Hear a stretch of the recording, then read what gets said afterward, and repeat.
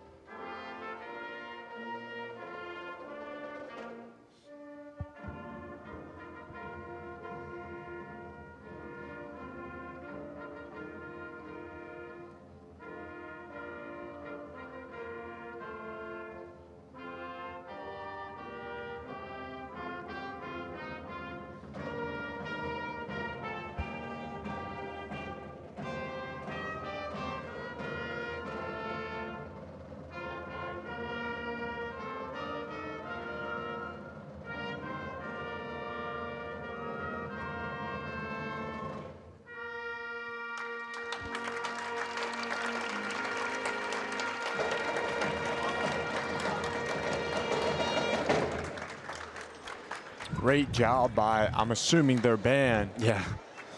Actually, I didn't notice them at first, as there's not a lot of them. They've done a great job for the few numbers that they had.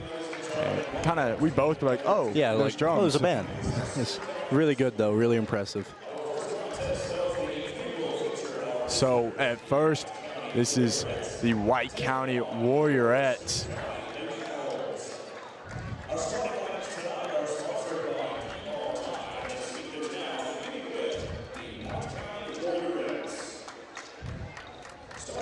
Because I'm kind of liking the this side of the court. Normally we're on the opposite side.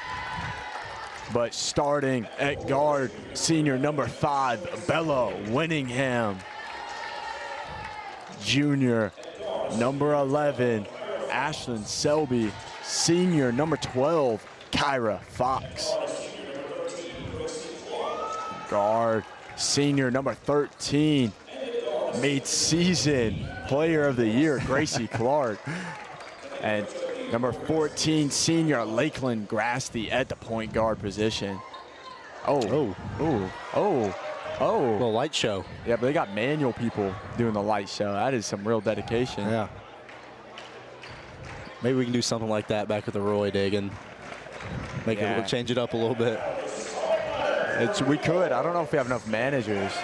The girls team probably does. Yeah. And now the Lady Owls.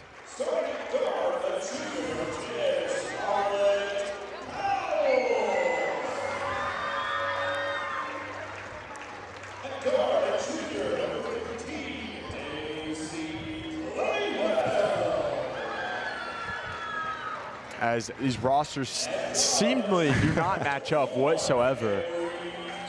Yeah, we do not have a roster for this game, so Dagon's on a little bit of outdated one. We're not seeing any of the names at all. It's a little bit of a waste of my time. Is that on, are you on Max Preps? Yeah, it's where I got the information from. And that is just completely wrong. Yeah, we will attempt to get a roster at some point during this game to try and call these players by name and give them their credit. That was still a really cool little intro thing.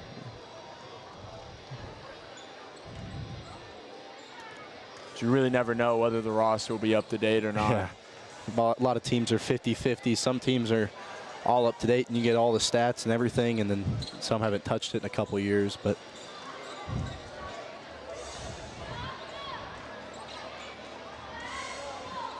I wonder if there's anyone here that can get us a roster. I'll try and text somebody. Owls win the tip-off. Let's get this game underway. First, the Owls attack the paint, get the layup for the first basket of the game. Grasty gives it up to Clark. Clark lets a 3-5 beginning the game. It'll be short. Bella attempts to save it, but she will be out of bounds.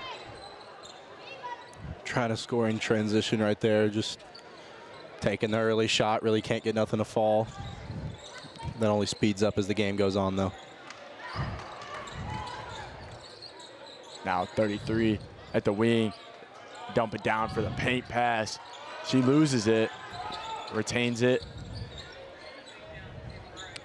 Hand off to 21. 21 hesitates crossover. Right hand layup on the left side. That'll be a basket for the Owls. 4-0 game right now. One-handed pass to Winningham. A little bit overhead. Again, number 24 is really tall. She's beating Ashland probably by about 2 or 3 inches right now. Not really used to seeing that. Yeah, unless y'all tuned in for the Florida trip, and there was this girl that was 6'4" at least. It was insane. Now Winningham pulls down the rebound. She's pushing the ball up the court. 2-on-1, she breaks the trap single-handedly, finds a corner shot. Clark takes it in, floater, gets fouled. So we'll see her at the nail. I like that one. That was creative. That was good. Yep, Gracie looking for that same shot she always does. She missed that 3 earlier. I think that not necessarily flustered her confidence, but kind of said, I'm going to do what I do best and drive for the paint and get fouled. Same free throws, but she does best. I mean, she is, I don't want to jinx her. Yep, there we go. Yep. That's all your fault. Yep. But she is very, very, definitely the best free throw shooter on this team. As that was a Euro step from way back downtown. Ends up missing the floater. Fox gets hit by a big screen. And she took that Euro from the top of the 3. Yeah, I know. It was an impressive movement.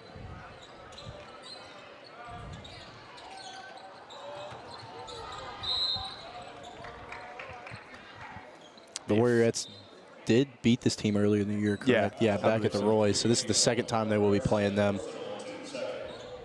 It's always harder to beat a team the second time. Yeah, I mean, that's game the truth. plan. Yeah. Not only that, but now they don't even have the home court advantage. Yeah. Which also will always play a big factor, especially at the Roy with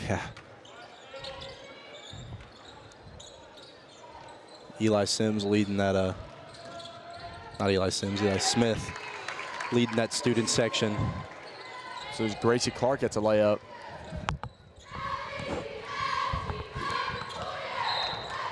The Owls pretty much outsize the majority of the Warriorettes. I'd say player for player, they're probably taller at pretty much every position. So this will be interesting. Yeah, as the Warriorettes should be somewhat accustomed to playing taller teams. Yep. We've seen it a good bit throughout the season, and they match up pretty well. Yeah. Corner 3 from the Owls won't go. Winningham gets her second rebound, if not her third. Ball pushed up for Fox, but she can't get there in time. That's something you see the Warriorettes do a lot, is I'd say about 4 to 5 times a game, they just overthrow the passes in transition. They are an incredible team in transition, but, you know, it's just the getting a little bit too excited for the play. Clark closes out. Post game again, but there'll be a foul this time on, I think it's going to be Selby. Yes, it is. That'll be a big thing this game. If she can stay, I think, I don't remember if it was last game or the game before, a little bit of foul trouble. I mean, last game she played phenomenal defensively and offensively, so she's a huge piece of this team. So she definitely needs to watch out, especially early in this first.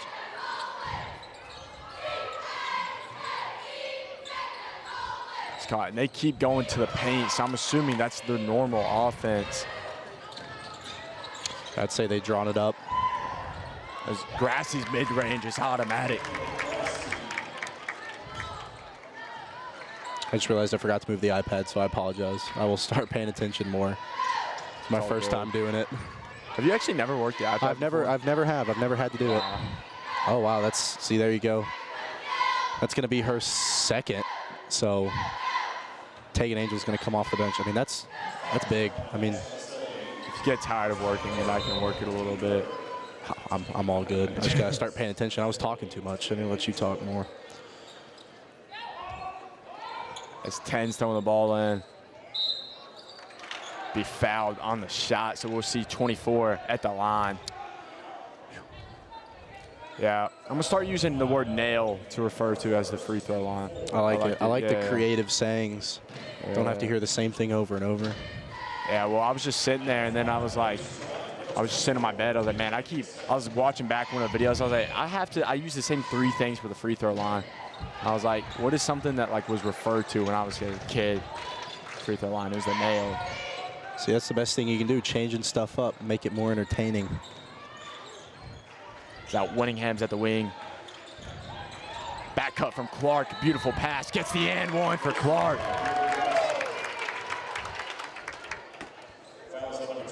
Say this is the place she loves the most, that free throw line. Yeah. If not, it's her best friend at least. Yeah. I mean, thankfully we didn't jinx her there, but she hits probably close to 95%. Yeah, me and Andrew were talking about it last game at the Roy that she missed 2, and that's like the most you're really going to see out of her. Yeah. Even if she takes like 10, you're really only see 1 or 2 misses. Bella gets fouled as well. A lot of shooting fouls happening for the Warriorettes. There's 8 fouls right now, not even halfway through the first yet, still 15 seconds to go. So that's 4 for each team. Kind of paints the picture for tonight, I'd say. Winningham's free throw won't go. You can only assume that the boys' game is going to be a little bit more physical, so if they're calling these many fouls for the girls, you can only imagine. And boys' game was close last time. One with that buzzer beater from Steele, if I'm not mistaken, is that game. That's right. Yeah. Greatest quote probably come out of my mouth. I want Steele, and then he hits that game winner. That was nice. We got to find that clip.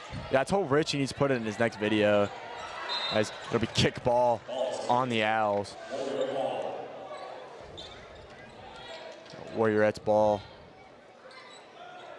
See Grasty throw it in. Warriorettes starting kind of slow again. They used to have this issue earlier in the season where they were just a slow pace offense and couldn't get much to fall. Clark's 3 won't fall either, and the Owls taking up the court. 15 finds 10 in the corner. Decide to give it up to the wing. They find the paint. Paint gets fouled for the and one. Big and one from number 24. There we go. Number 24's drawn 3 fouls already.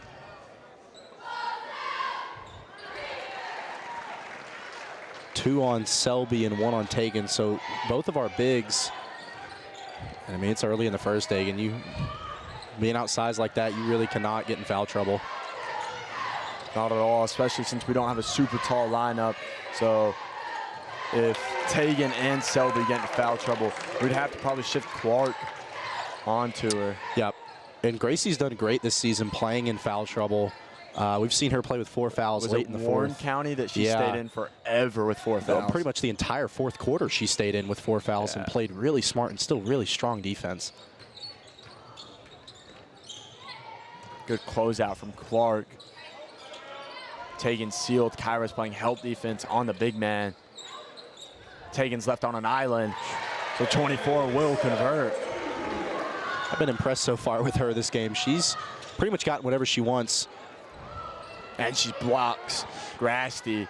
And Al's pushing the ball up the court. See if they're going to look for the hot hand 24 is. They do. That was a quick pass. She was not expecting it. Now Clark gets fouled, center of the court.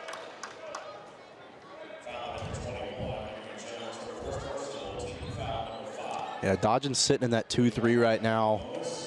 I mean, you would think to stop the big, but when they're moving the ball well, you've got to stay out. Can't let an open 3 happen. So they're moving the Lady Owls are moving the ball extremely well, getting that ISO, getting that one-on-one play for number 24. She's taking every bit of it. Absolutely. Immediately when they see that she's all alone, they trust her to get that basket for them. Which the guards have been playing good help side defense on getting that backside and having the big paint person cutting them off in the front. Yep. But eventually you do have to guard your man, which is when they when these Owls are converting and giving it to the paint. Fox with some aggressive defense. They switch. Dodgen gets a shot off. That one landed right in his hands. Yeah. If y'all couldn't see, he faked the shot. That was a.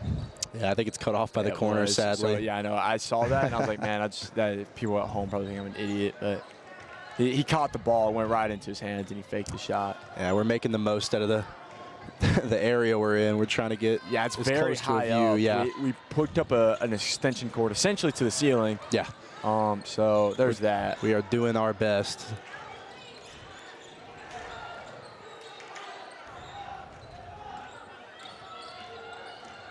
Winningham attacks. Off the glass, won't go. 24 pulls down the rebound. Trapped by Clark and Angel. She finally gets it out of her hands. 21's pushing the ball up the court. They find 24 in the paint. 24 was left all alone, gets her own rebound. Second chance won't go. She was calling for that ball all the way down the court. Yeah, she saw an open lane and took it. As Grasty's mid-range is good. She's 2 for 2 when she's not getting blocked by number 24 on that. That's definitely her shot. You see it every game from her. Yep. As I think that'll be no shot on the ground. That's going to be 2 shots again as both teams are in the bonus. It's been a very foul-heavy game, Dagan. Both sides, really. Not really. I haven't really felt like it's been unfairly called or anything. No, just more of our shots have happened while shooting. Yeah. I mean, more of our fouls have happened while shooting. Theirs has been more on the ground, reaching, pushing, stuff like that. I think you can give credit to that for Gracie is attacking basically the rim what she does. Attacking the rim every possession and chance that they give her to do so. She takes every opportunity she can get. As she was trying to find Angel, Angel loses it. I don't think she was necessarily ready for that pass. No. That's more of a... And it was a quick pass. Yeah, too. it's more of a Ashlyn Selby pass. Her and Gracie were doing that a lot last game. Yeah. As there's about 30 seconds left in this first quarter, I forgot that we are not hooked up to a time. Oh, yeah. So I need to remember to do some of the little time updates. A little bit different than being at home. Not as luxurious. No, not at all. Not even close. I get waters on stat when we're at the Roy, man. As it'll be a double team from the Warriorettes. She loses it and throws it out of bounds. It'll be Warriorettes ball. That's great defense by Kyra and Gracie. Going for the trap initially, but Kyra finishing off, push her down to the baseline. She's going to lose control of the ball.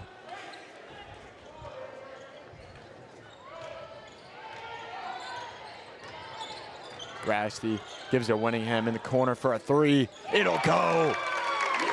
Big 3-pointer before the end of the first quarter from Bella Winningham. Again, when she's hitting on 3-pointers, the Warriorettes offense roles. I mean, they look for Absolutely. her pretty much 24/7. Because when she's on, you have to guard her from 30 feet Yep. from the line. That just opens up the lane for your ISO players like Gracie and Lakeland, and just increases your offensive output tenfold. I mean, Yeah, as at this in the first quarter, our sponsor of tonight's game is Missy Selby for Realtor. If you need help with a real estate agent, call 931-5110. I'm at 510-7213 or 931-837-8371. Sorry, it's very difficult to read that. yeah, a little small on our screen. Thank that you to is- the Real Estate Collective. Yeah, Missy Selby. As you'll see her also the bottom left of the corner of the game for both games the entire time.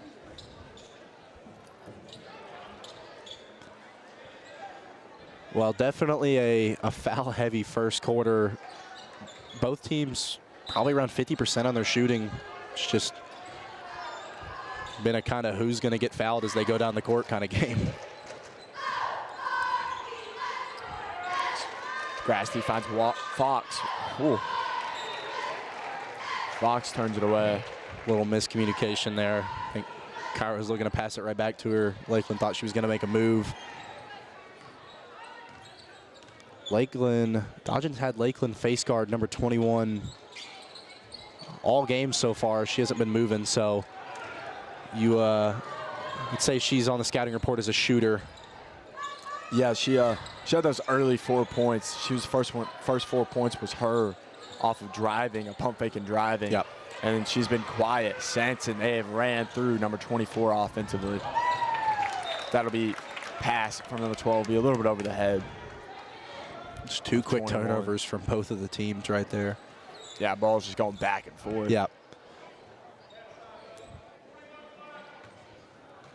Dodgen talking to the girls, telling them to set up a play, trying to get some offense rolling here, see if they can pull away early in this second quarter. Hand off to Fox. Now hand off to Winningham. I thought Winningham was going to let it fly from way downtown, but Grassy takes the mid-range. That'll be a miss, be a foul call on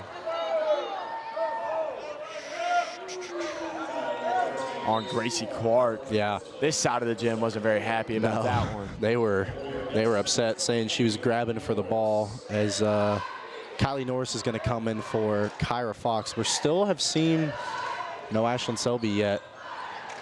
And she's got 2 fouls, picked them up really fast in that first quarter. She didn't even make it through the first half of it. But last few games, this offense and defense has ran through her a little bit. No shot. I think there'll be a foul on the ground. I'm going to say they got Angel with it. They did. Yep. I was going to say, on Bella's part, I thought that was decently clean. On Maybe the block, a little bit of yeah. a hand, but not enough to call the foul. That's going to be 2 on Angel as well. So that's 2 of your bigs with 2 fouls early.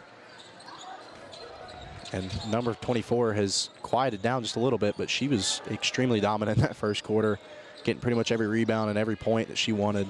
And a couple blocks, too. Yep. So Angel now even has a more difficult task. Stay out of foul trouble and guard number 24. Yep, it's a tall task, but Literally. yeah.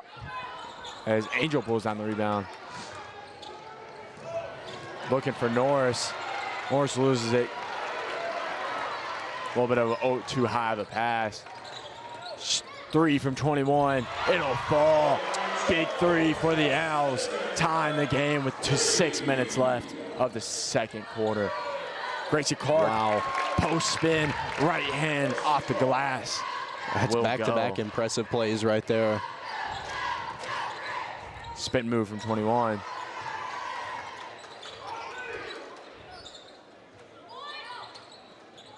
To paint. That's a 3 fly. It won't go. Yeah, if the Lady Owls can start hitting their 3-pointers, we just watched, it's hard to transition right there if you're the Warriorettes. You've got to come down. You've got to give Angel some help because, I mean, 24 is way taller than she is as well. And it's hard to come down on a post and immediately get back to the three-point line to guard your girl. So this is going to be a tough defensive game for the Warriorettes. Winningham with a deep one fly. It'll go off the glass. Clark gets the offensive rebound. Her layup won't go, but Angel gets fouled.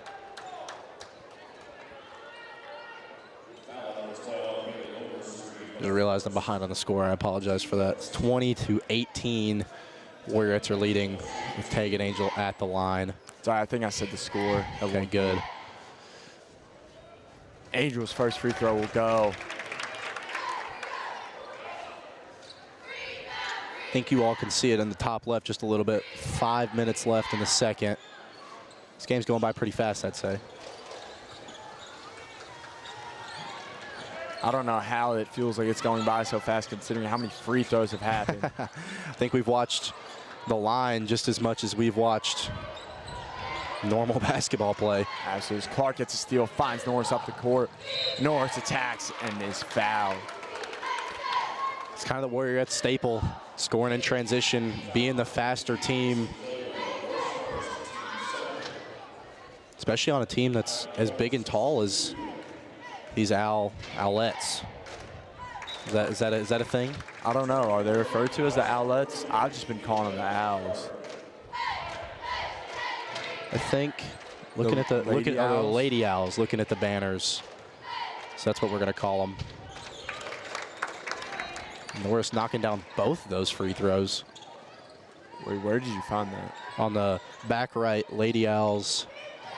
Oh, I see it. Yeah. Lady Owls, all right. That's what we got on their banners, so that's what we're going to call it.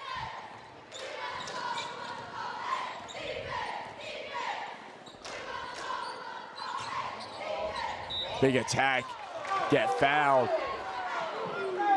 by Angel. That's her third. So we're going to have to see Ashlyn come in now. Yeah, so both of your bigs, Ashlyn's not necessarily in foul trouble, but you could only assume she's hopefully not, but she's probably going to pick up one more in this second, as they're probably going to try and attack her, and just like they did Angel. It's a tall task to be able to guard somebody like that when you're undersized.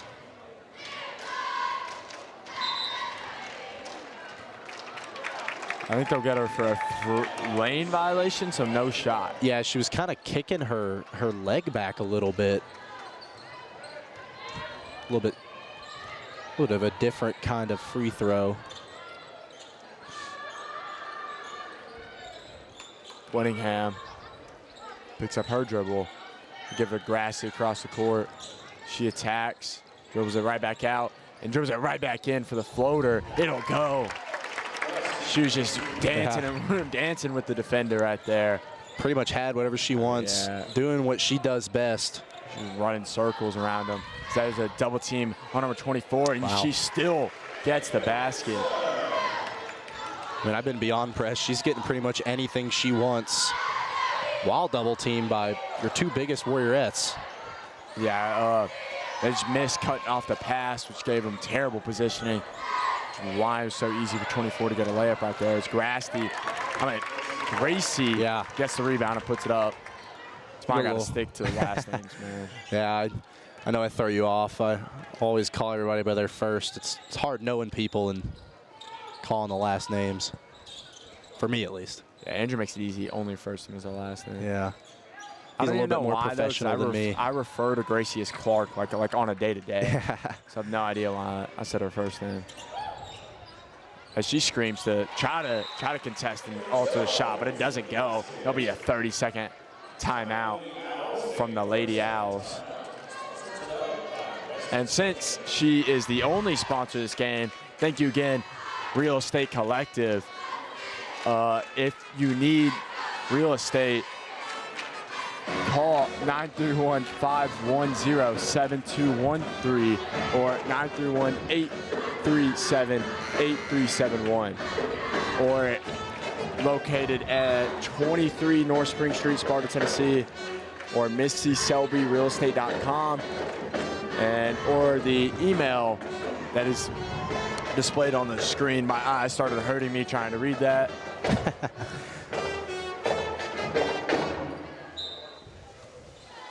This game definitely a lot more competitive than it was at the Roy. Hard to beat a team 2 times in a row. Hard to play away. It's a good 50-minute drive for these girls.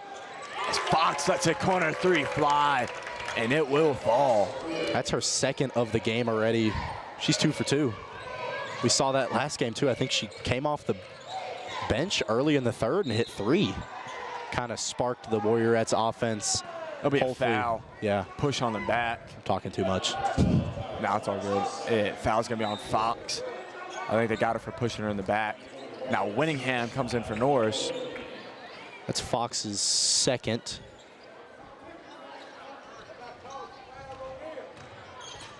I want to see Winfrey is going to be subbed in for someone. Cross-court pass to 10 in the corner. Give it back to her. Clark.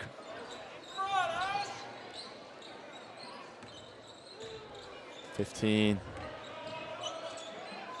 looking for the paint. Selby cuts off the pass. I mean, that's better than the worst case scenario, right? Yeah. Might as well hit it out of bounds rather than letting her get the ball for free. It's a difficult task to play this because these Lady Owls are spreading themselves out as along the 3-point line, trying to get that paint open. Yeah, they're basically running a 5 out. Yeah. Well, four out, 1 in. On to ISO 24 in the paint to put her on her own little island. Yeah.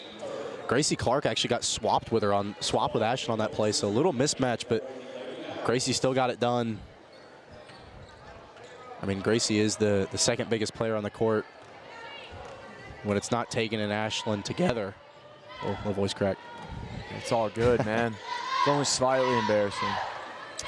As Grassley pump fakes, attacks mid-range. It's blocked by 33. Owls looking for a transition. 21 attacks Winfrey. There'll be a foul on the ground. Winfrey is going to pick up her first. I think she tried to take the charge. Yeah, wasn't fully set right there. No, it seemed like her right foot was moving a little bit too far back. Yep.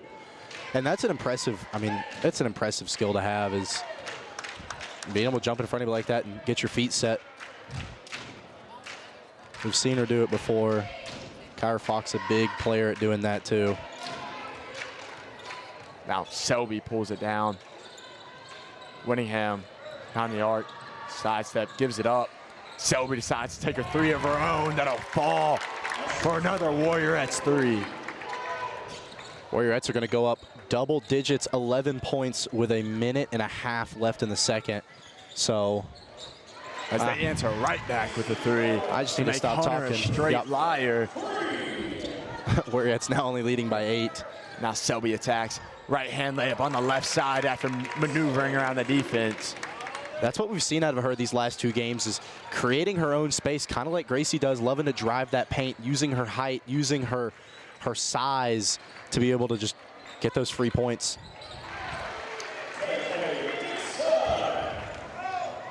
It looks like 24 got no layup and blocks Winfrey. Well, stay White County ball. Struggling to turn it left. This Chargers, we've got it plugged up to a soundboard, so it keeps pulling me the opposite way. Also think the tripod is like that too. Yeah. I think left is which way it doesn't like to turn. This is way better than what we used to have, so. Yeah, no more janky setup.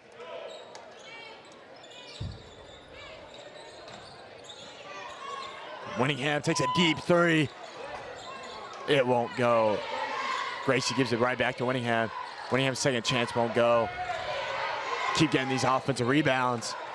40 seconds left of the half. And Winningham, reverse layup. That won't go either. Now 21 has the ball left with 30 seconds left in the second quarter. She's gonna slow it down. Finds a corner. Owl, Lady Owl. Selby pressuring. Selby cuts off 24. Clark's having to deal with some paint trouble right now.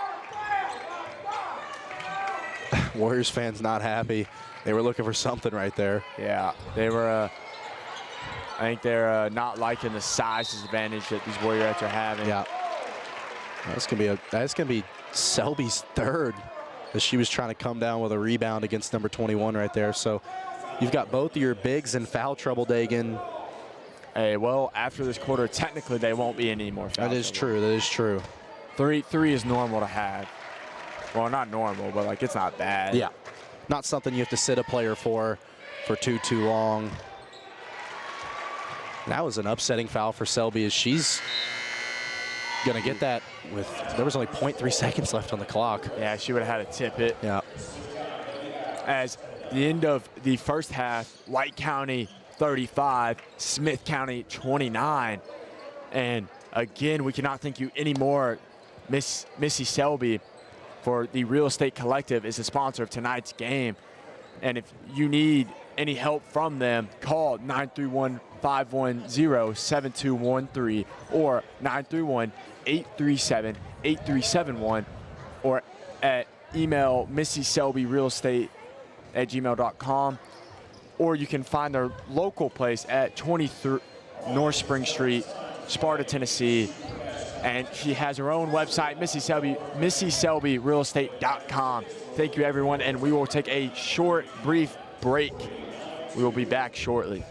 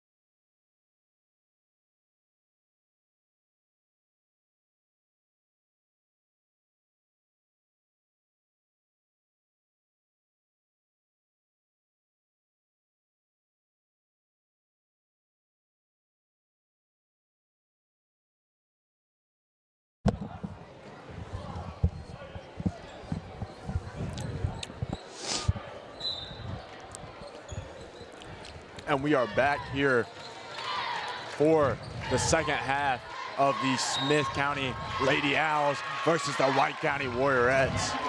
That'll be a timeout, Lady Owls, and we just took her off, but we're gonna put her right back on the screen. Missy Selby at the Real Estate Collective. If you need help, just call 931-510-7213 or 931-837-8371. You can find her at 24 North Spring Street, Sparta, Tennessee, or on her website, MissySelbyRealEstate.com.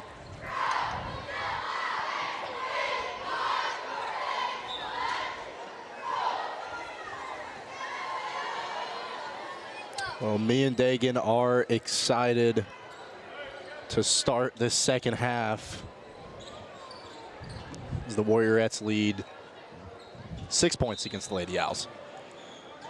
We can only hope that that it stays a good basketball game here. It's been pretty competitive so far, I'd say. Definitely not like last game, as these Lady Owls seem a little bit more prepared, fixed a lot of their mistakes against the Warriorettes. Couldn't agree more, and 24 has put on her own little show. Yep, she's been a really impressive player. I wish we knew her name. We could not get a roster. We tried our best, but we couldn't figure it out. But she is, like Dagan said, put on a show. She's played phenomenal in ISO. I'm thinking after this game, I'm going to just come up to the boys' manager and ask for a roster. Yeah, we'll get one for the boys so we can give these guys, these players, their credit that they deserve. Because they went in. I would have done it during halftime, but they kind of all left, so I couldn't really do much. Yeah, we lost a little. Tried to. Everybody was gone from the booth. That'll be a charge, taking 5. I know, big shocker, Kyra Fox. Doing what she does best. Kyra's parents were actually sitting right to our right. They were up on their feet cheering, just as excited as we were. At this point, whenever I say White County has a charge, just assume it's Kyra Fox. About 95% of them this season broken the charge record. And is still slaughtering it almost every game is added. She gets one at least every game, so every game is added to her record now. Now Clark, her layup rebound won't go. Layup rebound, that made a lot of sense, Dagan. Grassy ends up with it. She trips, but it looks like her ankle's not doing great. Someone fell on it. Oh, maybe she's good. It was just uncomfortable. Yeah. Lakeland freaks me out every once in a while. She'll go down to the ground and grab her knee and then get right back up. I mean, when you see something like that in sports, it's usually never good. But no. It's just that quick jolt of pain that she's feeling. As Fox is found for a corner 3, it won't go. I was in and out. She is 2 for 3, so she's played pretty consistent these last few games, picking up a charge and then picking up a 3 just about every game. She's been a very, very consistent player.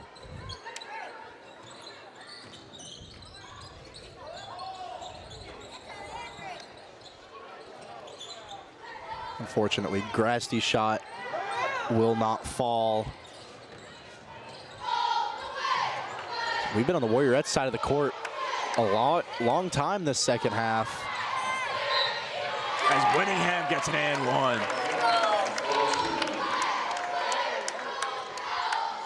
Whittingham is really, really good in transition. She's good from the 3 when they're down there in their offense, but in transition, she's usually the first person down the court, as she's normally looking to get in that corner and get her shot, but every once in a while, she's left wide open, and right there you see it connects. And she is gonna pick up the extra point and make it a 3-point play.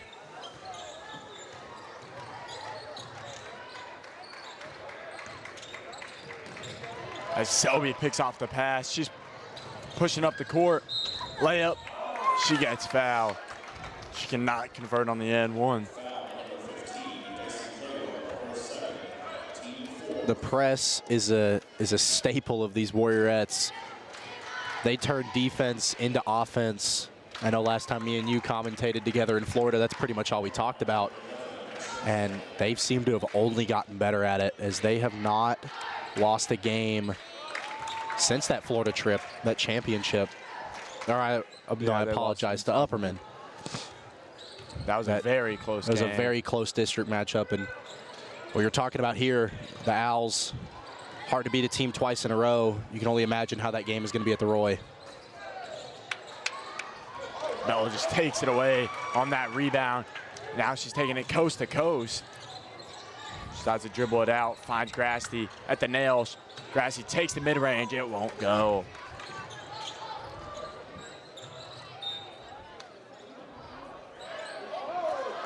I apologize, I missed the score again. It is 40-29, not 38-29. As there's going to be, seems to be a little bit of confusion on the court. And whatever the decision the refs just made, this side of the gym was not happy. It's usually when people get more upset when there's confusion and there's a lot of question marks like, well, you called one thing a second ago and then change up the call. Someone's always unhappy. The Warriorettes still staying in that man defense. Selby is on an island with number 24. She's playing with 3 fouls. Grassie's going to get a push.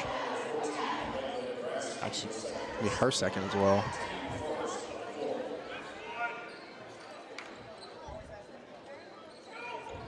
Maybe if I move the camera. They find 24 in the paint, but this time she's blocked by Gracie Clark. And that's just good extra effort coming off the back end, trying to get there with the help defense. Perfect timing to pick up that block. 15's at the top of the key, guarded by Winningham. She uses the screen. Now she's attacking a baseline. Clark tips the pass, but Fox gets it. They give it up to Grassley. Grassley attacks, crossover floater. It'll go. That was impressive. She was jumping forward there and shot it from the side of her body. But this Lady Owls offense is slowed down as these Warriorettes are tightening the clamps on this defense.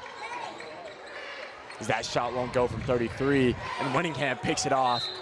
It'll be a foul call on the Owls. Number 3 took a hard fall there, putting a little bit of extra effort in to try and get that ball from Winningham. You can only applaud her for that.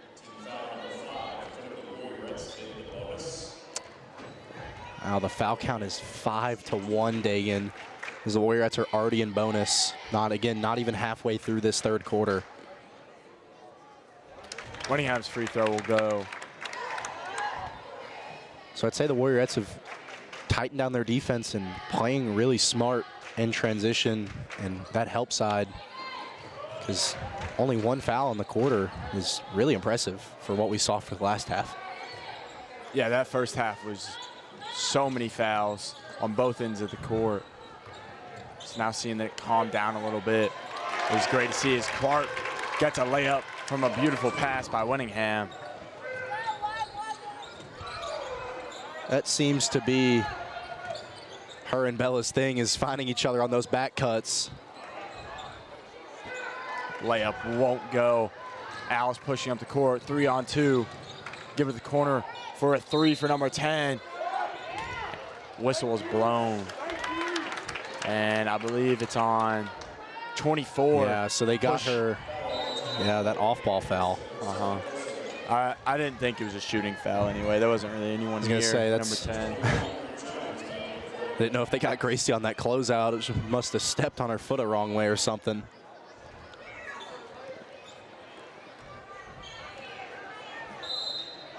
Now will be a technical on the Smith County head coach.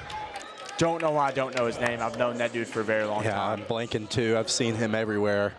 No, I mean like I've known this guy. So you're blanking even harder than I am. Yeah. As our most proficient free throw shooter is surprisingly. I was going to use the word prolific. Oh, wow. Is that better? I don't know. Does that fit in that context? It sounds like it should. I think prolific is positive, so. Whatever it is, she knocks them both down. Very in character for Gracie Clark. As Dagan is fact-checking me right now on his phone. I'm just gonna, you don't want to know what it actually You can tell me after the broadcast. Okay. We'll figure it out. It can be plentiful. So prolific is plentiful. That's the second All right. definition. The first one is being fruitful.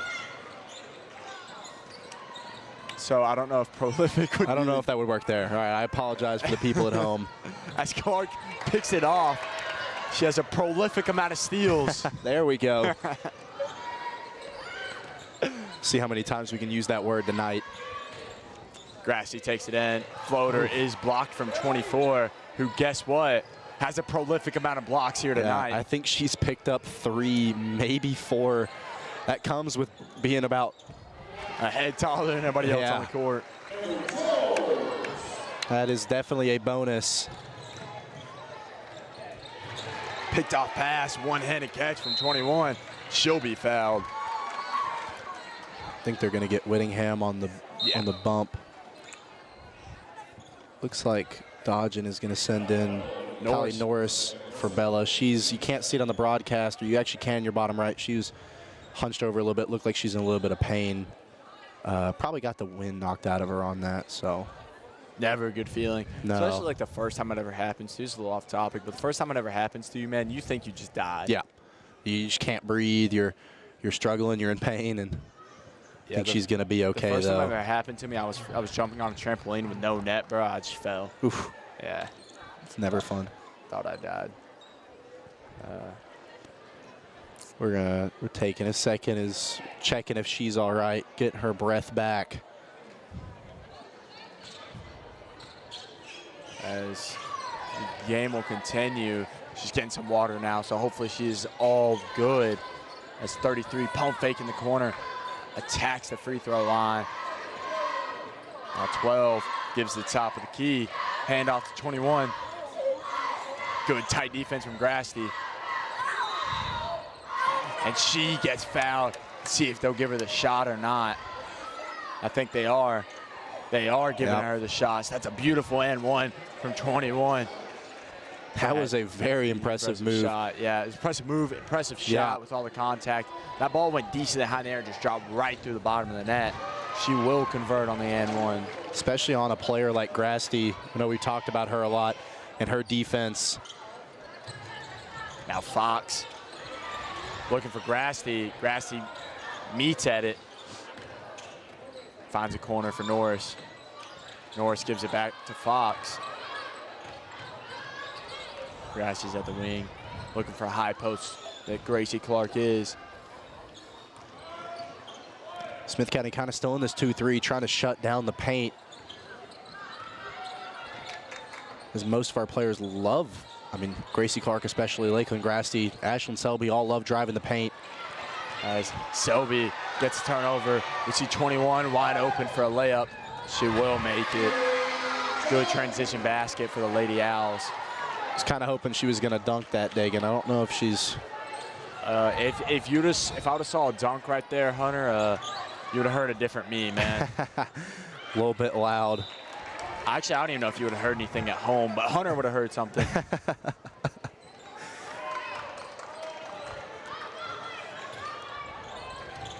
Grassi's trap, finds Clark a high post. She decides to just take the shot. It's not good. Rebound by 33. 33 is trapped. They get it across half court.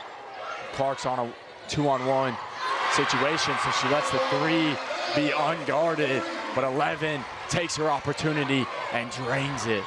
The Lady Owls picking up some pace here defensively as well, trying to get the traps, trying to turn defense and offense. And Norris answers with her own 3, though. And it's getting a little bit more heated, so if you start hearing some fans, nothing I can do about that. As Clark is wide open for a layup, and of course she'll hit it. There's about 25 seconds left of this game, and 21 creates some separation. And Norris will foul 24, so we'll see her at the nail with 18 seconds left in the third quarter. It's going to be her only second. I thought she was at her third. As I thought my drink just disappeared. Forgot I had a water. Good idea. Our free throw will go on the first one. some quick points from both teams as the end of this third quarter comes to a close. As I don't know what it is with the floor, but it seems like our cheerleader stomping is much louder than normal. Yeah, it must be, I don't know. Or I Probably don't the know material. if Tracy's been making them do leg day or something, and they're really learned how to stomp. Getting that work in. Yeah, as Norris hits another three. So great shooting from her to end the half. I mean quarter, not half, everyone. Half-court heat from 33 is just a little bit too shy. Good little minute and a half for the young sophomore. Hit a three, picked up a foul, didn't let it affect her, and hit another one. Yeah, so great answering. You know, it's even greater. Missy Selby here for sponsoring our game. If you need, at The Real Estate Collective, if you're looking for a real estate agent, please just let Missy Selby know at 931-510-7213 or 931-837-8371. And you can find her locally at 23 North Spring Street, Sparta, Tennessee. And she also has her own website, MissySelbyRealEstate.com. So thank you, Missy Selby. Again, we cannot stress that enough. Couldn't do anything without you and the other sponsors during this entire basketball season.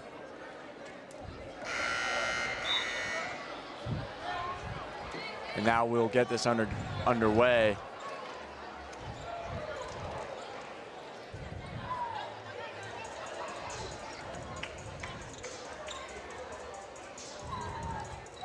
Warriorettes with a 15-point lead. This game has been a lot closer than the score tells those. So absolutely. Yeah. Without Norris's 2 threes, this game wouldn't be as close. And that just happened the past 30 seconds. As Winningham gets a layup. Just realized I didn't move the camera. I apologize. That is the second time I've done that this game. It's all right, Hunter. Multitasking is not very easy. No. You get to talking and it gets away from you. For those wondering, it was a great layup by Bella, though. And that'll be a foul offensively on number 33, setting a legal screen. I think it caused Lakeland and Kylie ended up falling on each other there, so got 2 people with it. That's probably why it was called. Yeah. You can't have the whole domino effect happen and not hear the whistle. As Selby is trapped, leads up to a turnover. 21, oh my gosh. I don't know where the ball is going anymore. And 21 decides to hesitate, fake the shot, and dumps it down to the paint. Beautiful play by 21. Showing a good head fake to make the defender think that she was shooting and just dumped it down to 24. As the Lady Owls got another steal, heaving it up the court. Great ball movement from them to answer again with a layup. Good transition basketball from the Lady Owls as Winningham is found for a reverse layup, cross-court pass. That was a one-hand launch that led to that beautiful reverse layup by Winningham. And now the Real Estate Collective is the sponsor of tonight's game. Thank you, Missy Selby. If you're looking for a real estate agent, please call 931-510-7213 or 931-837-8371. Or you can find her locally at 23 North Spring Street, Sparta, Tennessee. Is it getting easier to read as we go on? Yeah, it's like the same flow. Yeah. You know.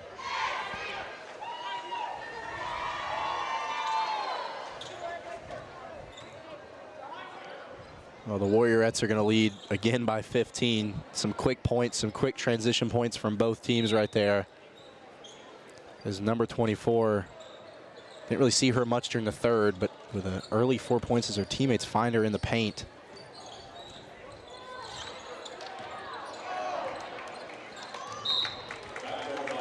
Ended up being a backcourt violation.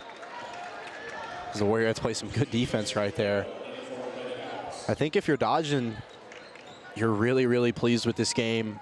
Started out really slow, but ended back up on top. Your offense getting itself figured out. Ashlyn fouling early, and then her getting back in and finding that rhythm.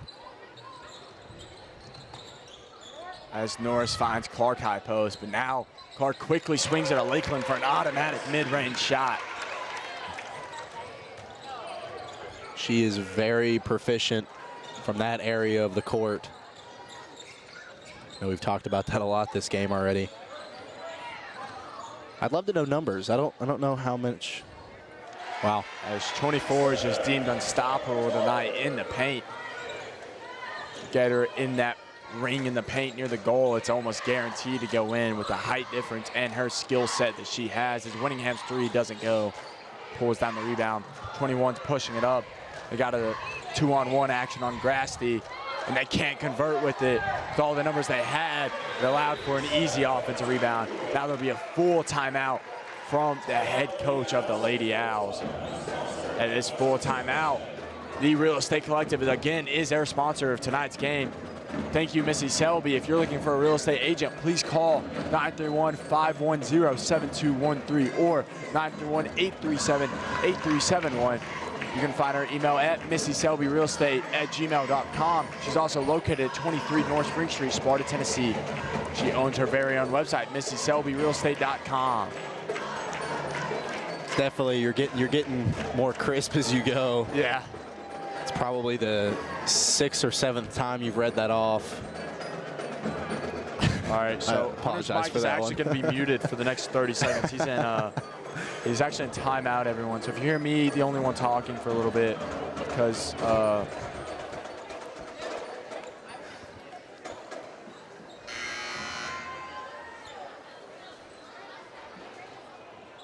some fan was trying to talk to me and Dagan there. We were trying to brush them off so we can get back to our broadcast. yeah, I can't believe they disrupt us.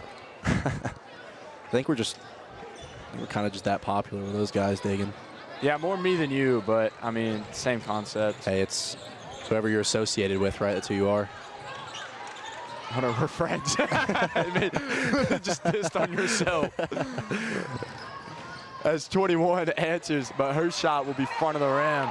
Now our time to take it coast to coast. Winningham, big crossover for a finish at the rim. It won't go.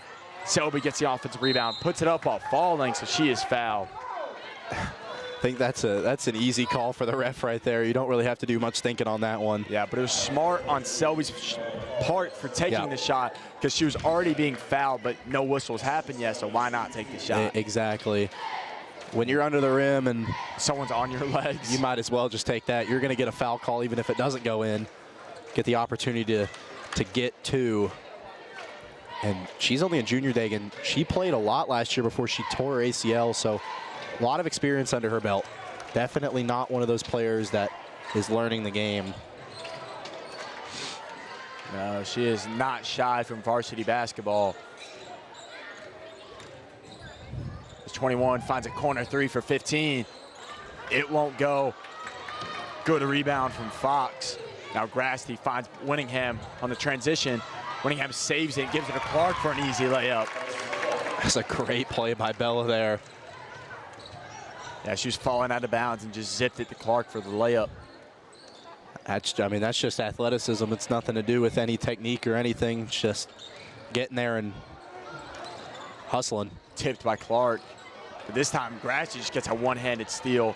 She's going to attack it, but it's stopped by 21. It'll stay Warriorettes basketball.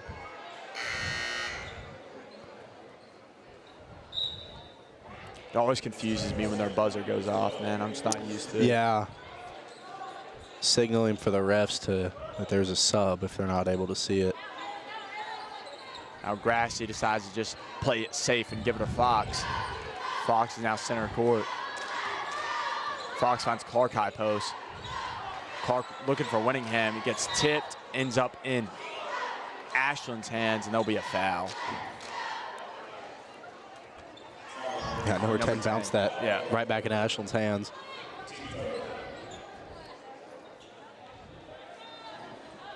As the Warriorettes have kept their lead. As Fox fumbles the pass. I'm doing math correct, 16-point lead, so we're one more than we were at the end of the third. 4 minutes left in this fourth quarter. The Warriorettes are not known to take their foot off the gas pedal, as they usually continue to try and score as much as they can. That'll be a foul on number 10 again. Whittingham pulled down the rebound and seemingly got 10's arm stuck between her and the ball. Now Grasty was looking for Selby in the paint. It'll be a jump ball. Good hustle from 10 and Ashland. I think we watched the Warriorettes inbound that ball 4 times underneath the rim. Finally going to go to the other side of the court here.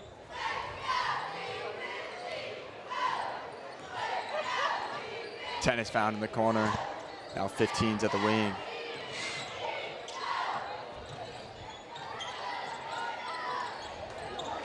'21's guarded by Grasty. She'll be fouled. That's a tough guard for Grasty. She's a little bit outsized, probably a little bit smaller of a player compared to number 21. Open up the lane, it's an ISO. Either give her the 2 points or foul her.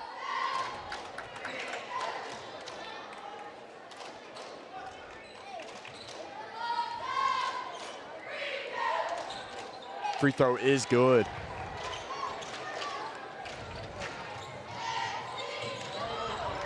Whittingham is found for an easy layup. I think I said it earlier, she loves those transition points. She loves sitting in that corner for those threes, and she'll be able to get those back cuts every once in a while and get the easy 2. As 21 gets fouled again, so we'll see her at the nail back-to-back plays. It's going to be Kyra's 4th. Luckily, I don't think it's going to matter too much, as the Warriorettes are leading by 17 with 3 minutes left in the 4th. You know, a lot of made shots to come back, and the Warriorettes would definitely have to go on a dry spell. Yeah. I think the Lady Owls offense has really slowed down these past 2 quarters, as the Warriorettes have been getting pretty much anything they want.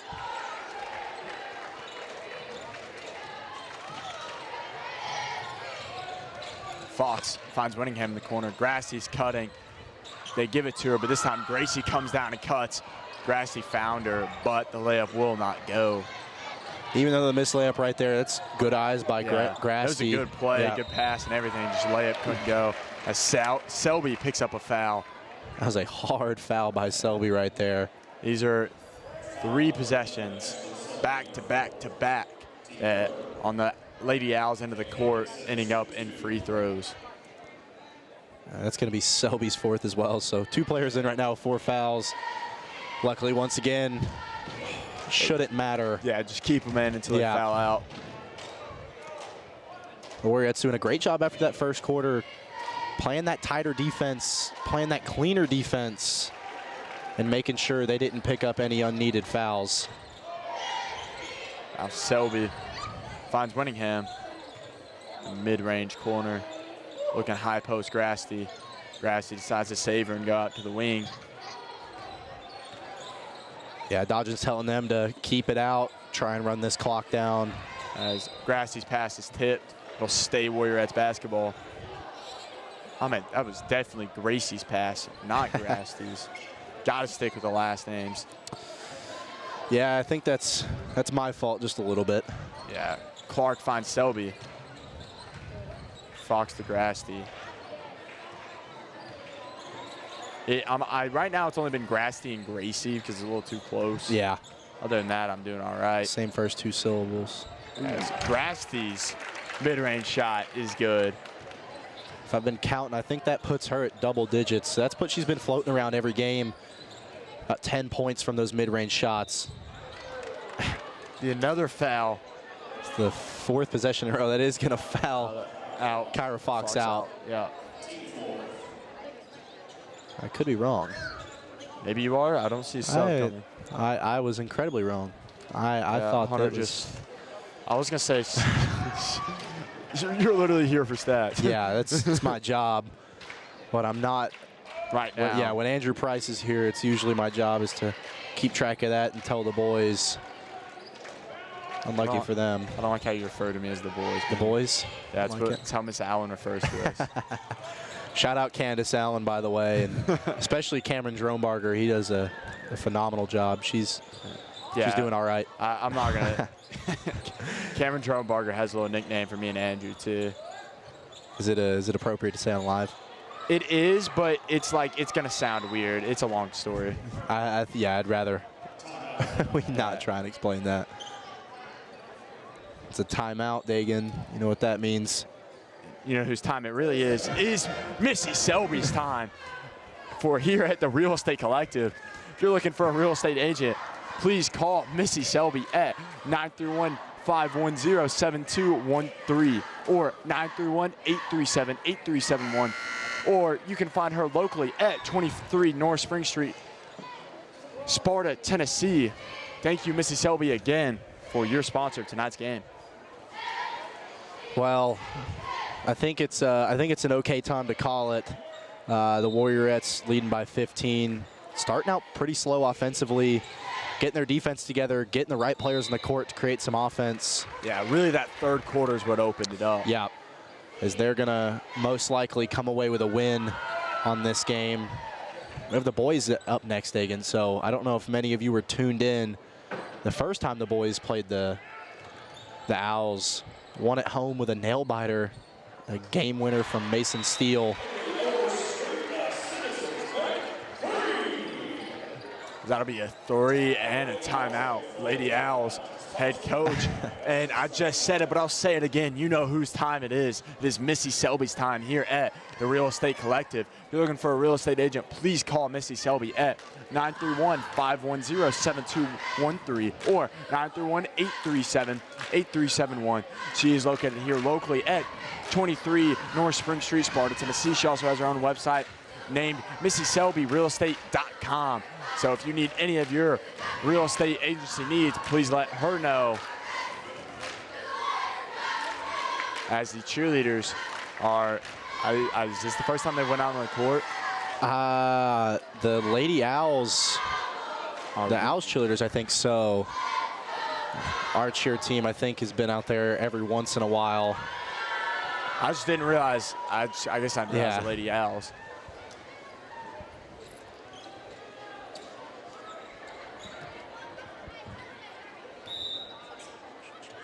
As Selby's throwing the ball in, finds Clark. Clark's pushing to center court.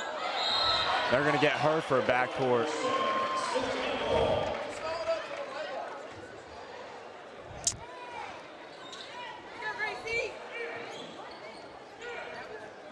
Minute 30 left in this game. The Warriorettes are going to be leading by 12. Lady Owls would need quite a run. If that 3 was going to go, that would have been the start of it, but it doesn't fall. And Fox pulls down the rebound and is fouled. I think that's going to put the Warriorettes in bonus. So this game is going to be a lot of free throws incoming. It's been kind of the theme, I'd say, the free throw line. Been a lot of free throws. Yes. Most of these fouls have been at the line. And her first one will fall.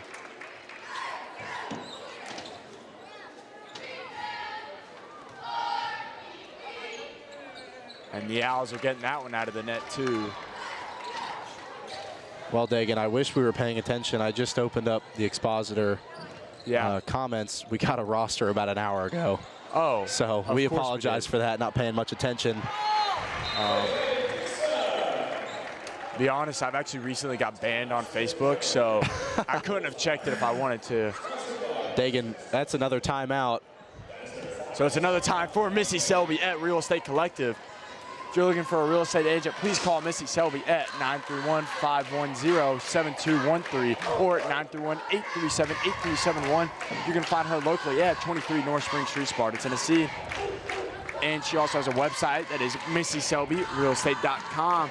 And her email is MissySelbyRealEstate@gmail.com. She makes that real convenient for y'all. All it is Missy Selby Real Estate and wherever you need to locate her at. Minute and 11 seconds left in this fourth quarter, Dagan. Warriorettes still leading by 12. I think this game might be a little bit out of reach for the Lady Owls, but stay tuned.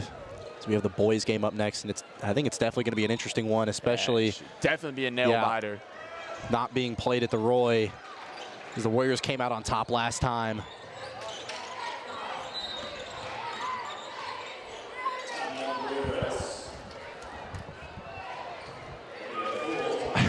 Well, Dagan, your favorite part of the show. Absolutely, and you know whose favorite part of the show it really is Missy Selby's. And here at the Real Estate Collective, if you're looking for a real estate agent, please call Missy Selby at 931-510-7213 or 931-837-8371. Missy Selby Real Estate at gmail.com or Missy Selby's website at missyselbyrealestate.com. But you can also find her locally, if you're not a big tech-savvy person, at 23 North Spring Street, Sparta, Tennessee. Who knows, Dagan? You may have one more of those by the end of this game. Yeah. Missy Selby. And we've got plenty more to go in the next game. Oh, yeah. Getting her money's worth right now. I'm having a little flair to it. I was getting bored of saying it. you got good at it, and then you got to make it interesting. Now, Grasty's attacking, finds Winningham at the block. So she will definitely make the shot. Haven't seen Dodge and dip into the bench much this game.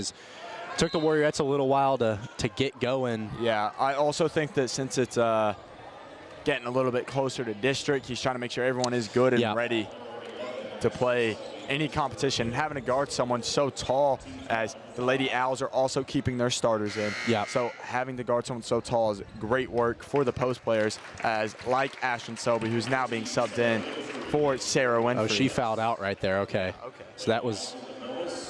I called the one on Kyra wrong earlier, but we got this one now. Hey, you're just 50%, man. That's what Shaq was putting up in free throw line. And Shaq was the greatest center to do it. So I mean, yeah, sure, man.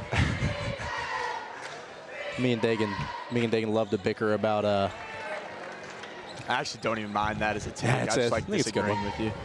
My favorite center of all time was Hakeem Olajuwon, though. I've heard you say that a lot, yeah. Yeah, he's my GOAT. Not actually, that was a figure of speech. As Fox attacks, finds Winningham. Winningham gives it right back to her. As Grasty is fouled. So we'll see her at the nail for some more free throws. I really want the free throw count in total. I don't need each team. I need a total free throw count. 28 seconds on the clock.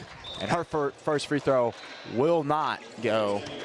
Dagan, I think this last minute is taking probably 10. The entire totality of the second quarter this last minute has. But that second one will be found at the bottom of the net. These players definitely playing to the last seconds, both teams. I mean, like you said, getting closer to district, you want as much game time as you possibly can have. As Clark tips it away, but Winningham really gets the steal. And now we'll see some time being wasted, and that will be the sealed basketball game. Your Warriorettes 73, the Lady Owls 60.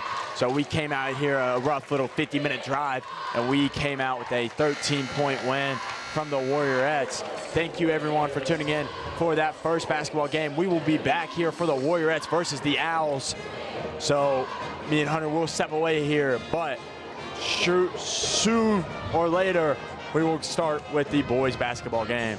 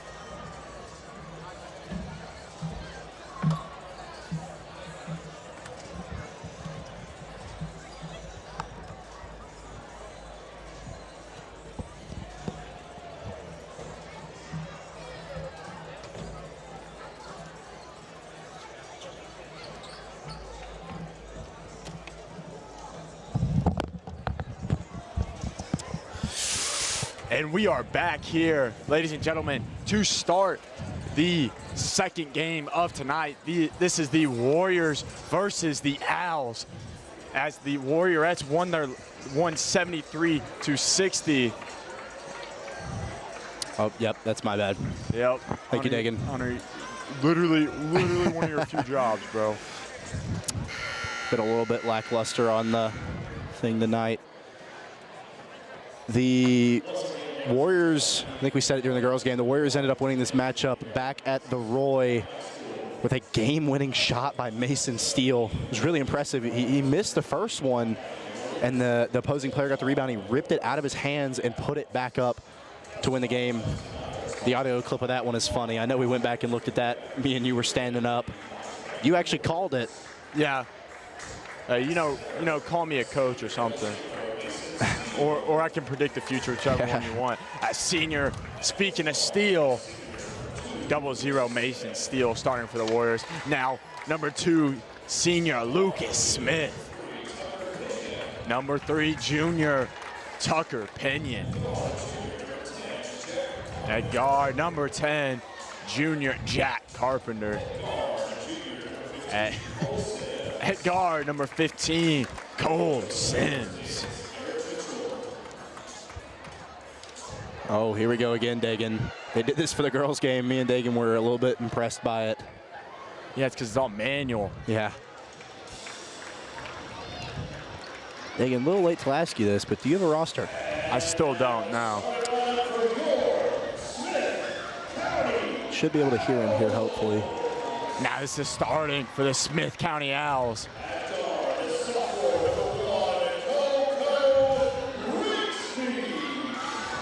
Number 1, something Richie, I think. Rigsby. Rigsby, that would make way more sense, yeah.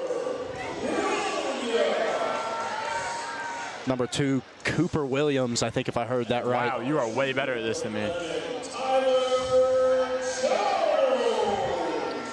Tyler Jones. Yeah, so you got that one. There we go. Number 11, Tyler Jones.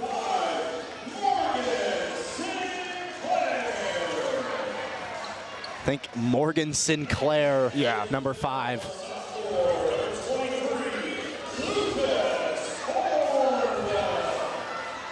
Lucas something. Yeah. I think we touched on this at home. It's a very young team, Dagan. Yeah. Not a senior in the starting lineup, all sophomores and juniors. Don't let that fool you. This is going to be a competitive basketball game. It was last time, so we can only expect it again. Like we were saying for the girls, it's hard to win twice, especially going away for these Warriors.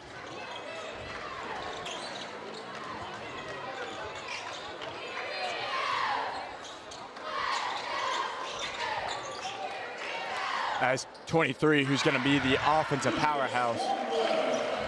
As I believe his last name is Cornwell, I think. I think you're right, if I remember from last time. Yeah.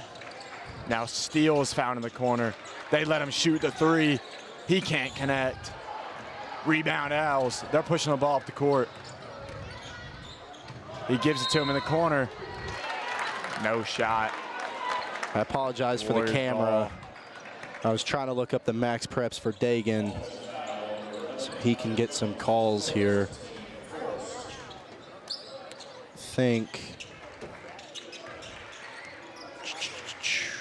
Nope, theirs is not updated either, so we are in the dry here.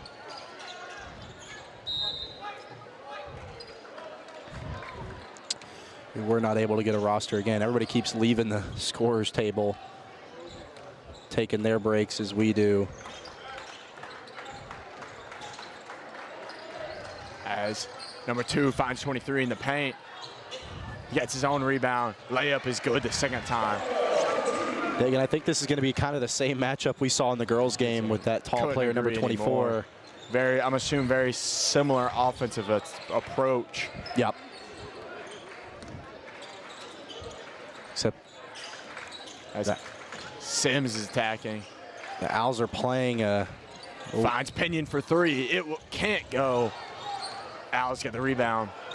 The Owls are playing that man defense, so they feel comfortable with number 23. going out and guarding in space. That'll be a foul on Mason Steele. Kind of the same thing as last game again. We talk about it every game. Mason Steele's a big part of this defense, being the tallest player. Yeah, and he also offensively is there. His just length and athleticism bring so much to the game. And, well, to him, fouls are inevitable pretty much. They're going to happen. Yep. I mean, he's a tremendous player putting in the effort. Fouls come with effort, but so do effort plays. You can't fault him for that. And there's Lucas Smith out there. He may be looking a little bit different than everybody else. He recently got a haircut. Yeah. I walked in and he said he kind of copied me, Dagan, so I'm going to take that as a compliment. Well, he definitely did get a buzz before you, but... Yeah, he did. I kind of followed in his footsteps. Yeah, but really, he was like, you re-inspired him to get the buzz. That's what it was. As now the Owls are pushing the ball up the court. The Warriors struggling to score a little bit early. It's kind of been their main thing along. As he's going to get fouled that time, get his own rebound.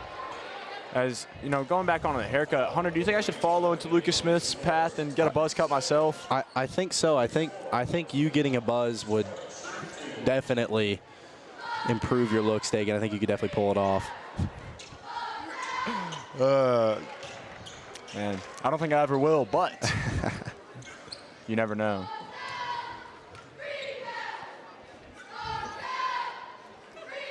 Yeah, Dagan, if I'm Mitchell, I'm maybe swapping it up here, moving to a 2-3, maybe to get some more help for Mason. Yeah, because that is such a huge size advantage. Just Cole Sims just pull up mid-range and laces it. If this Warriors offense gets rolling, it really does, with Tucker and Jack on the edges and everybody else playing in ISO. I would not be surprised to see this ball start rolling here pretty soon. Ball's in the corner. High post handoff. Top of the key.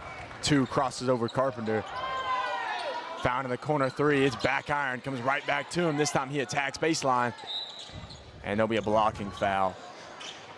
Looks like Mitchell took my advice just a little bit. Not necessarily this time. Not on the 2-3, but he's playing a really lackluster help right now, trying to get as many players in the paint as possible and kind of letting them shoot from beyond the arc. And that's what you do until they prove they can hit those shots. As I do think it's just still a man, but just heavy help side. Yep. Steele done a great job that time, and Carpenter, he does even a better job getting the steal. Smith is 2-on-1, pull up, can't get it to go. Steele fighting for the rebound. It will stay Warriors basketball. I think the Warriors are going to go try and set up some offense here, as the shots really have not been falling early in this game. Smith to Steele. Steele attacks, finds Pinion for a 3. It can't go. Steele hustles for the offensive rebound. Now Steele hands it off to Sims. Usually all Tucker needs is that foot of space. And an offensive foul? Yes, they're going to call offensive foul. Number 5 going to sell the contact really well there. And Sims is just such a physical and strong player that it's going to happen sometimes, him getting that offensive foul. Yep. Especially with that, with all that strength, he is so quick, especially that first step. So you cannot expect anything different. Yeah, I think most people know Cole Sims is a football player, a running back in his spare time, so that physicality has definitely transferred over this season, and I think we've seen it. Now Smith is on the big man that 23 is. They double team. Steele, great job. Way to take the charge from Mason Steele, putting his body on the line, and this time it works out in his favor. That is phenomenal by Mason Steele right there. We talked about him being an effort player. That's an effort play.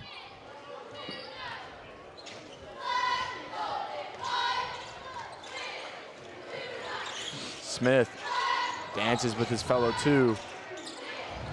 Sims attacks, is blocked, but fouled. Got a little bit too much body at the end.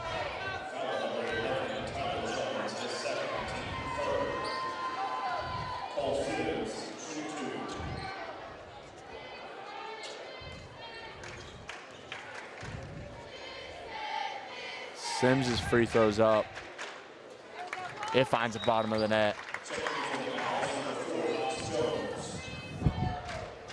Something really good with a younger team is your bench is usually decently deep, as a lot of players have an opportunity to play. If I remember from last time, Smith County's bench is decently deep, probably 3 or 4 players.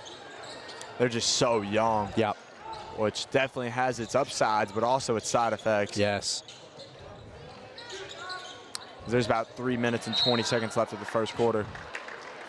I think that's going to be the worst mismatch on the court for Jack Carpenter right there. Probably the shortest player against the tallest player. Yeah. He's going to pick up the foul.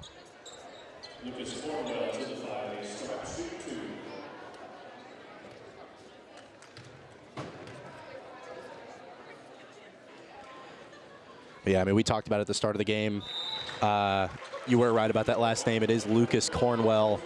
Is going to be a big factor in this game with his size and presence. As watching him so far, I know it's only the first quarter, but it almost seems that he's definitely improved since the last time we've played him. Looks a lot more comfortable on the court. Couldn't agree more. He was very dominant last game, though, off that strength that he has on him. As Sims attacks, loses a little bit. Smith was trying for it, but couldn't come up with it. Instead, 2 did for the opposing team. Over the head on Norris.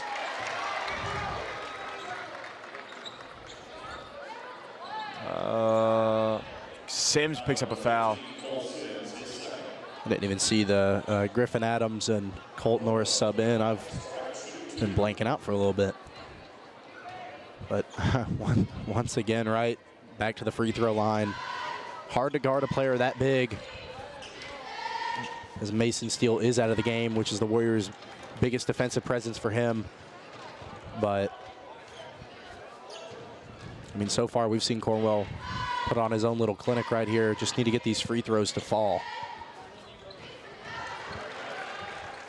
And Norris is getting that one out of the net.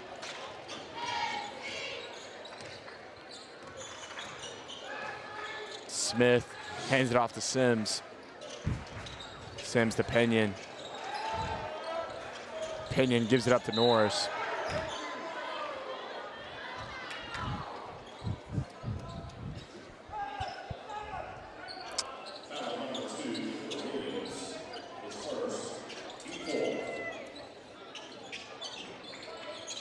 Well, once again, that foul-heavy first quarter, 5-4.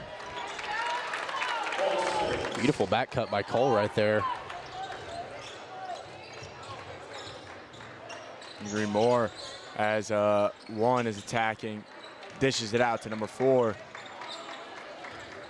As they're going to give it to Cornwell, but he's blocked by Norris from behind. Great defense from Norris, and Smith's taking it all the way. Sims with a reverse. It can't go.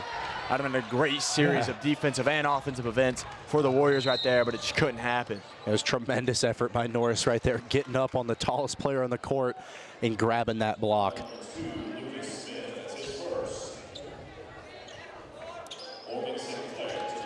Well, score update for you all. Don't know the exact score, but Upperman girls just end up losing to Stone girls. So if you're a Warriors fan, that's a good here for you, is that if the Warriorettes do drop another game, that will help them in the standings. Now Sims. Pinion, pump fake, hesitation, but it's blocked by Sinclair.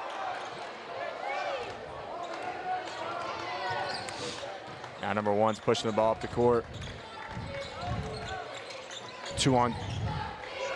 As Sinclair lets a 3 fly, it's back iron. Norris and Sims fought for the rebound, but they couldn't come up with it. And Cornwell gets it.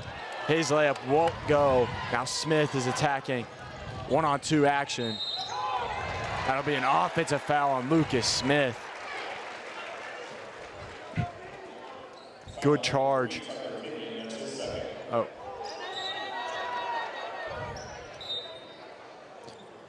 I don't know how many Warriors fans were watching the paint that that possession, but Colt Norris was fighting for his life against Cornwell. Yeah. Probably close to 8 inches of height difference there. And they got to fix that, whoever that foul call is on. Was it a Yeah, they miss? said Tucker Pinion, but it was Lucas. Gotcha. Yeah, I definitely don't want to. We had a situation the ref like that. quickly fixed it. Yeah. The other ref fixed it.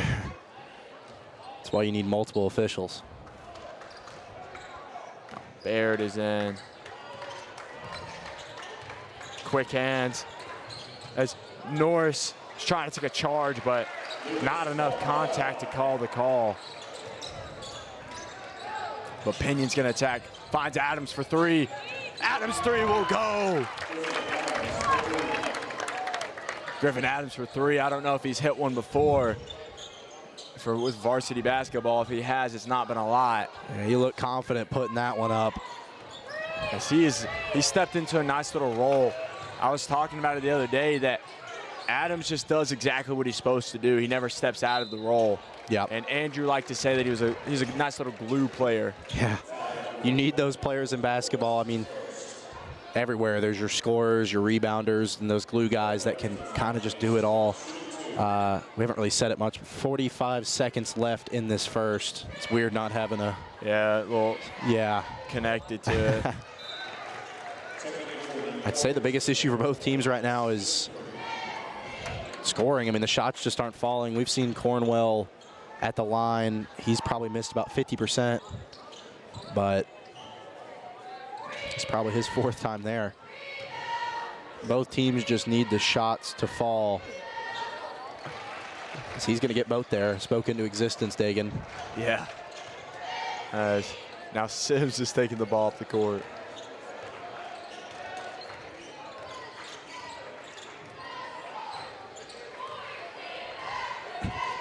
Looking like they're going to look for the last shot. Yeah. Not a big shot from this Warriors team. They're big fans of the last shot. But Adams has a wide open layup.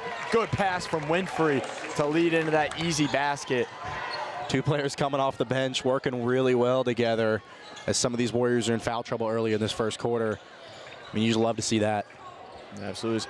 Cornwell if Winfrey stays in, Cornwell may have a little bit more problems of moving them. And that may be prime example right now as Sims tips it away, but Baird gets a steal and has a full court heave that won't go. I think you're right, Dagan. That was hard to move a guy like Lex Winfrey, but you know what time it is.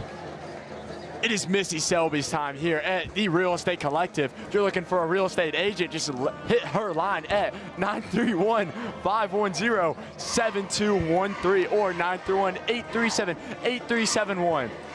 Or you can also find her locally at 23 North Spring Street, Sparta, Tennessee. She also has her very own website at MissySelbyRealEstate.com. You're getting better and better, Dagan. Yeah, I'm doing a little bit of that with my eyes closed. I got the numbers memorized. Got it down. The first time misspoke on one of them, and yeah, hey, practice makes perfect. Could say that, or repetitiveness. Consistency. I wake up every morning. I am consistent. Yep. Shea Gilgeous-Alexander. Little NBA quip of the night from Dagan Phillips. I sleep consistency. I think he said that one too. And one time that he was in an interview and he goes, "How do you come up with your Instagram captions?" He goes, "I'm a poet." Hey, that's a good one. That's a good one. As Sims hands it off to Pinion, but it's taken away by Sinclair. But instead, Baird is diving on the court for it. But now Sims is diving for it. Bodies everywhere. I don't think we saw it, but Lex Winfrey was running for that ball. He jumped over Cole Sims to try and get there. So big effort from 3 different Warriors players right there. Definitely a funny sequence of events, because the Warriors are going to come up with the ball off that sequence. Now Pinion gives it to Steele. Steele spin move. Puts a little move on him, steps through, but they're going to get him for the lock. Just too much movement on that back pivot foot. Good move, though. Can't complain. Love seeing guys create their own space, as that's what keeps other people open.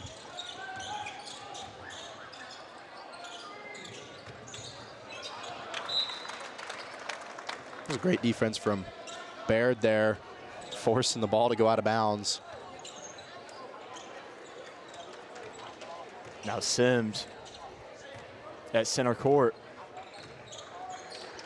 It's taken away by one. One now has a fast break, but he's going to meet with Baird. Layup is good. It's probably a smart call by Baird there. That's a tough shot to get under and block and contest. Especially without fouling. Yeah, just letting that one go is probably the best idea.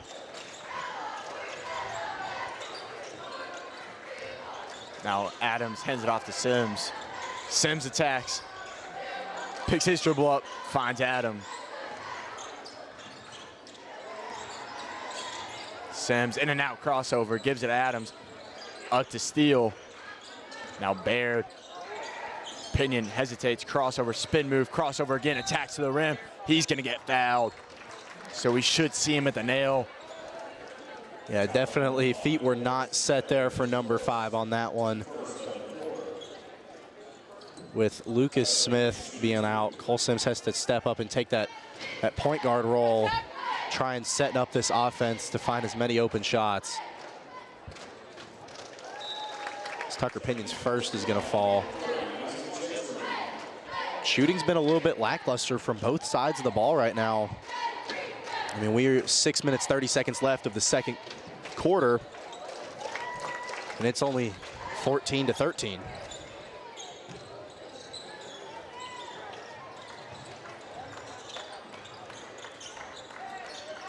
Great press break by the Owls to get a shot over Steele. It doesn't go. Sims pulls it down. 6 minutes left of the second quarter. And give it to Steele. Steele, jab step, tax baseline, big crossover. Stops right before the screen for an easy layup. That's a heads up by him. They've been looking to get that charge call all night.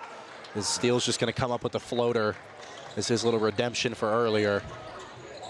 Big long step from 2 for the layup. That is a tough shot. That's a tough shot for Griffin to guard. He took the shot sideways. Yeah. Big long steps. Pinion has it. Steele's gonna set him a screen. Pinion swings it to the corner for Sims. Sims lets that fly. You find it at the bottom of the net, don't you, Owls? That was a good one. I like that one too. Yeah, nice. I like the change-ups tonight. Yeah, I was feeling myself. As 2 takes it, answers the top of the key, and the Warriors are gonna find that one at the bottom of the net.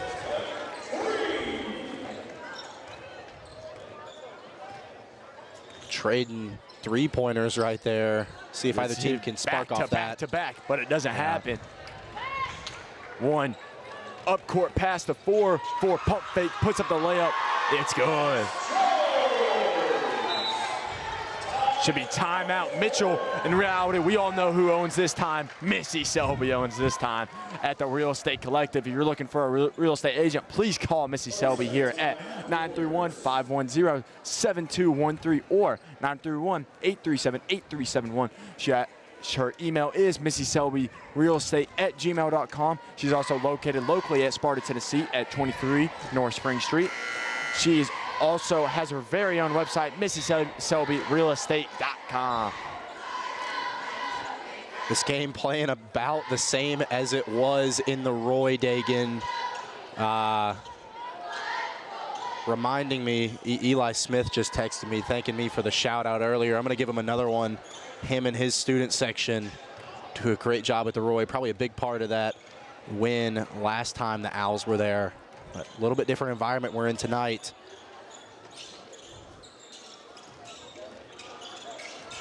Adams at the wing. He throws it away to 2. 2's pushing the ball up the court. Euro step, head fake, easy basket, right hand layup on the left side. I sadly do not know number 2's name, but he has made some impressive shots tonight, Dagan. Very shifty, very controlled. Yes. Those are the best kind of basketball players that feel confident in the way their body moves. So Sims, pump fake, crossover, pull up, mid-range. It'll be back iron. But he's going to tip the pass. Can't get a hold of it, though, so it'll stay Owls. Fortunately, we cannot see that with the spot that we're in. That little bit of the court is cut off. Yeah, this is about as best as we can get, though. It wasn't much better. Like we said earlier, we have an extension cord hanging from essentially the ceiling. Yeah. We're in a little janky setup tonight, but we're getting the game to you all to the best of our ability. Which is another reason why I did not double check to make sure the rosters were up to date. Yeah. I was decently stressed out right before the game. Yeah, me and Dagan were trying to set this up as fast as we could. Someone's shoe is off. And it appears to be 24's three. As a three falls for the Owls. Now Pinion trying to answer, sidestep, pump fake, gives it up to Sims. I was really hoping he shoots it, but Sims decides to shoot it, and it laces it for a three-pointer. Cole Sims going to be 2 of 3 on the night for threes, coming at big times. And Winfrey gonna foul 24, so we'll see 24 at the charity stripe. So without number 23, Cornwell, in the game, Dagan, these Owls look a little bit smaller. 24 probably being the tallest player, matching Winfrey in height. And seeing a lot more threes being taken, a lot more perimeter shots, and they're falling right now.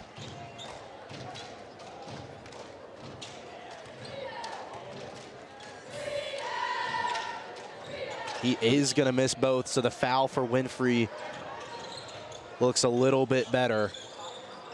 Now, Adams is found across the court. He loses it. Ball's pushed up for number 2. Number 2 is going to get fouled and draws the N1 on Adams.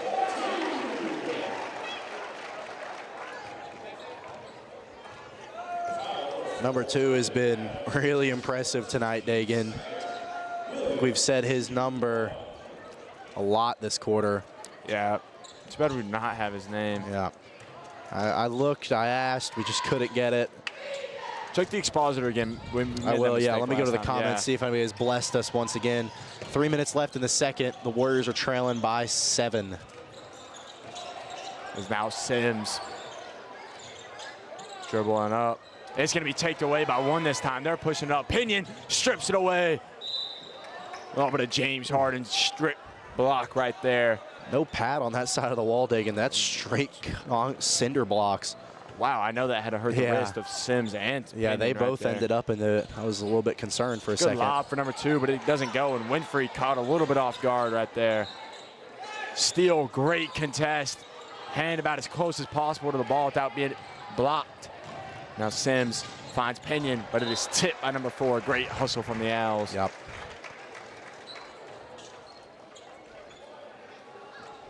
It's those little plays. If number 10 doesn't tip that ball right there, Pinion's got an open 3, and we know what he can do when he is wide open from beyond the arc.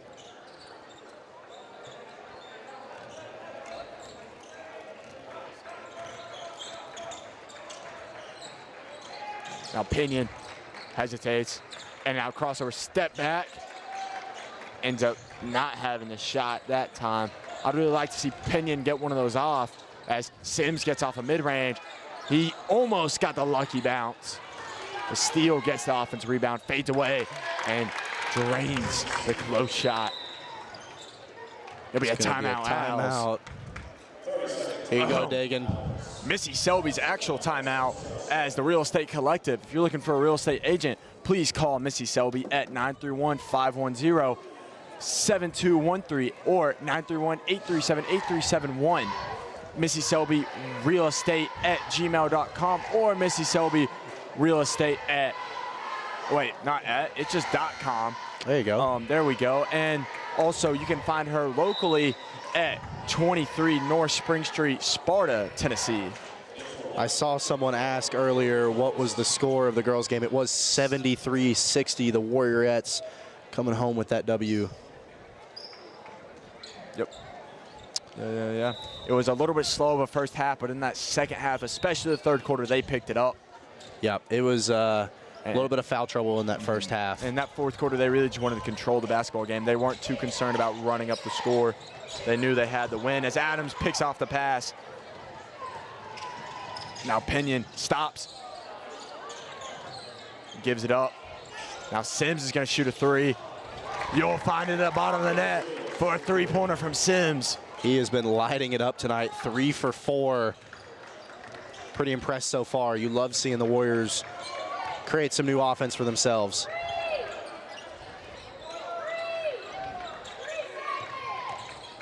Now 1, pump fake, kicks it to 2. 2 lets a 3 fly, it'll be too short. Cut from 2, guarded by Steele. They give it back to him. in the corners 30. Now 23, he's getting some post work on Norris. But great defense from Norris, even with the size advantage, and there's going to be a walk on Sims. Yeah, very impressed by Norris there. That little bit is just enough to throw a guy off his game. Unfortunately, it is going to end up in a turnover. And great play call from the Owls as 23 seals off Mason, and 2 just drops down to the block and gets the easy layup. Yep, you can do that. About 45 seconds left of this half. Pinion gets fouled. So we'll see him at the line. Talking about that play earlier, I mean, it's just when you got a guy that takes up that much space and his presence alone is attracting every Warriors player to him, you don't see the other guy coming downhill.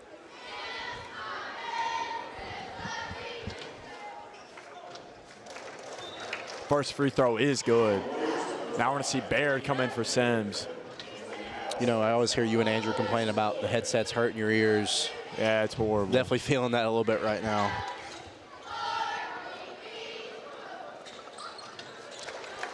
Pinion's second is going to fall. Probably one of their best, if not the best free throw shooter. And I've talked about getting the bigger paddings for him. They exist. Yeah. Just like, you know who's a big advocate for him? Oh, offensive foul. Great call from, great play from Norris right there. Way to make something happen out of nothing.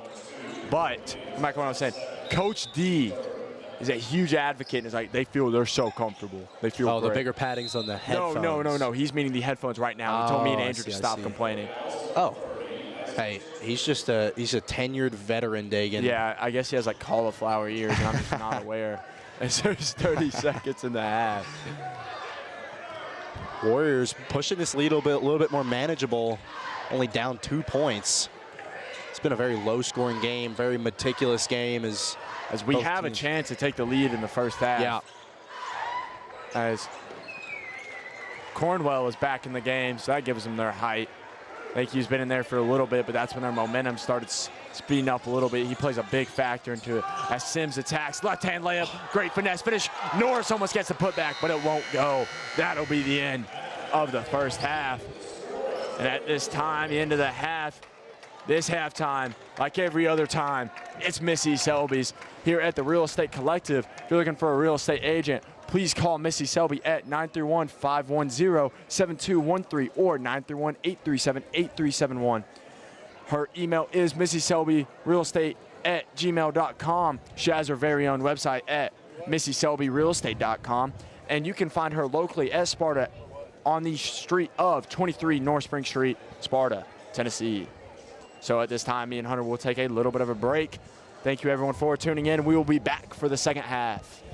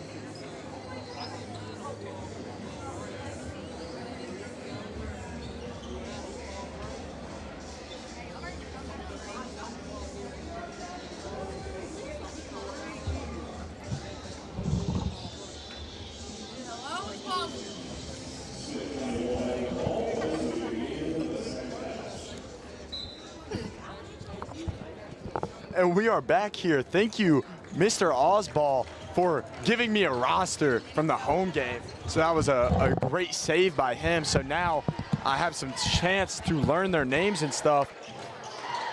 So shout out Mr. Osball. Couldn't think of any more. He does so much for me and Andrew all the time. Gives us the starters and everything like that.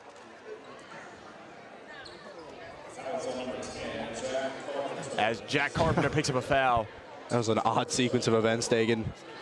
Couldn't really tell what was going on.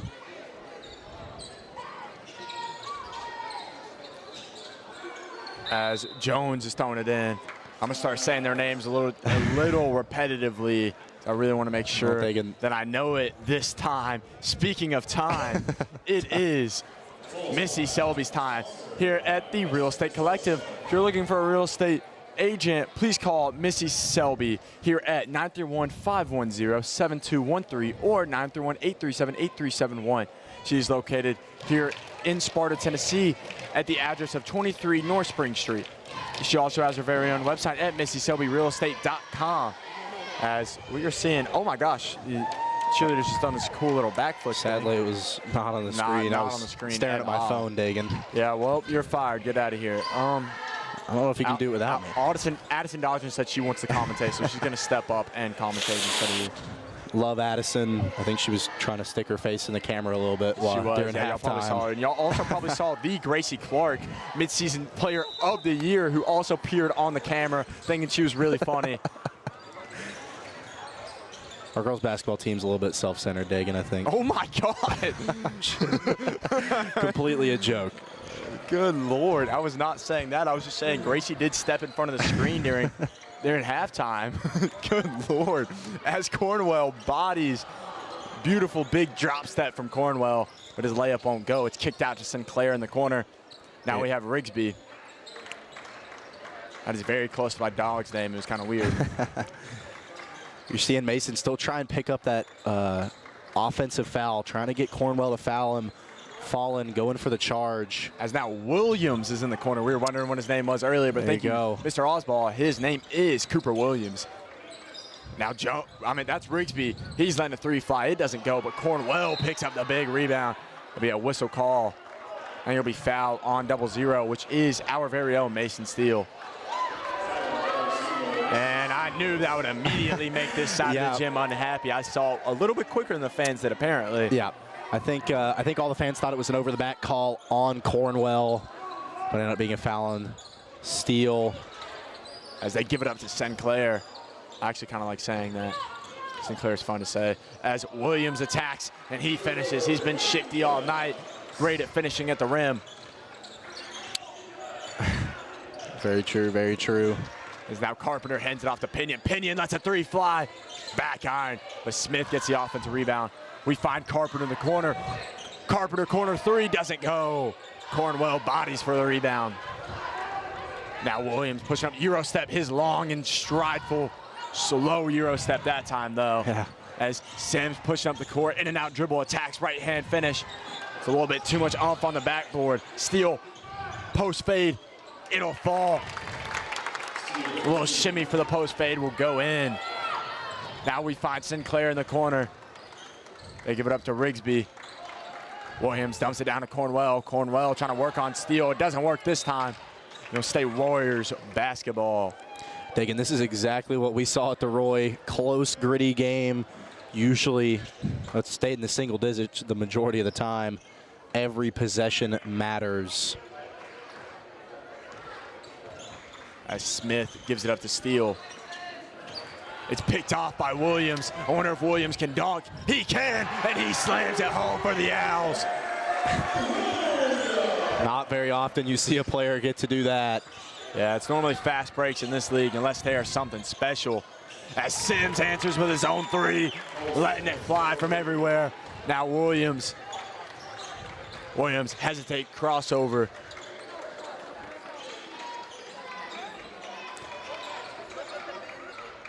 They give it down to Cornwell in the post. He just turns around, baby hook over Steele.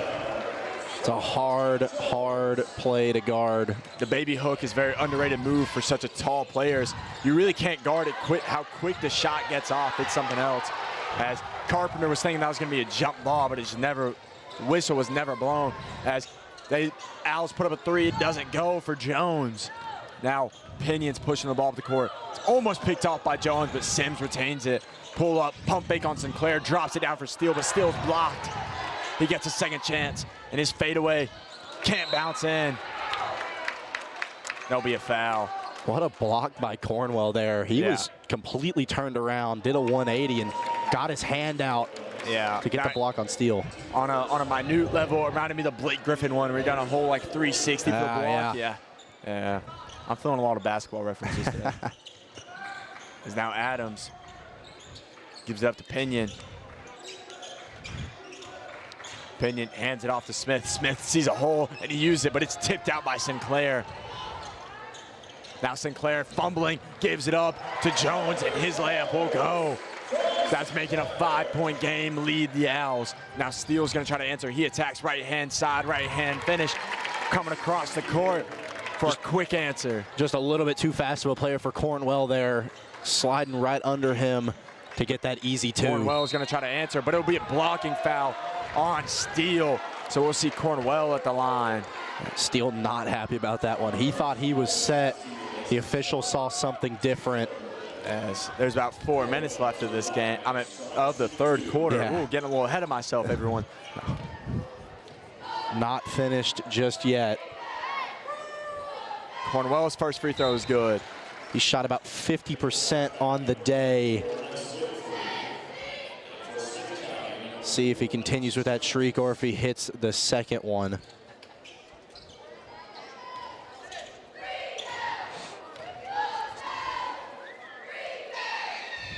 Cornwell's second free throw can't fall. Now Smith taking the ball up the court. Now Sims is the enforcer of the offense. In and out dribble, stumbles a little bit. Gives up to Pinion. Pinion attacks. Now attacking baseline, picks it up. Now Smith facilitating. Winfrey screens, he cuts down. Wouldn't have been for the trap, there would have been a wide open layup for Winfrey. Yeah, he had the entire lane to himself. Cornwell was a little bit late rotating off that backside. As Adams gets the ball right back after he was tipped away. Now Smith, covered heavily by Rigsby, finds Adams in the corner three. It's too long, but Sims gets the offensive rebound. Sims, drop step, looking for Adams for the layup, and he does. He finds him, and Adams muscles through it and gets the layup. What a look by Cole Sims and a tough layup. But unfortunately, Knox Jones just answers right back with his very own reverse layup. Now Pinion attacks, spin move, gives it up to Smith. Smith attacks on his own, hesitates, waits for Cornwell to jump, and utilizes that, and we'll see him at the line. It's a good heads-up play by a smart player. That's something me and Andrew always talk about. Smith has such an incredible basketball IQ, and he utilizes it every game. So even though he may never put up 20 balls very often, he's always facilitating and playing his role, doing the smart thing, never making a bad choice. It's always the right choice when it's in Smith's hands. Exactly. He is one of the best players on this team at creating space for himself and for his teammates. One nitpick we have with him, and he has with himself, he's talked to us about it, is these free throws. Yeah. It's all right, though, Smith. Everyone has to have a weakness.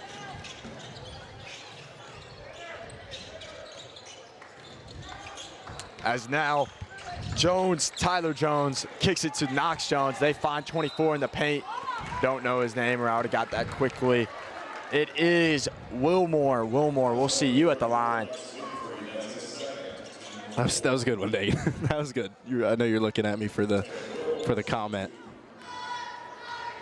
It's been an entertaining game so far, though. I'd say it's been a little bit back and forth. Some sloppy basketball here and there, but been entertaining so far.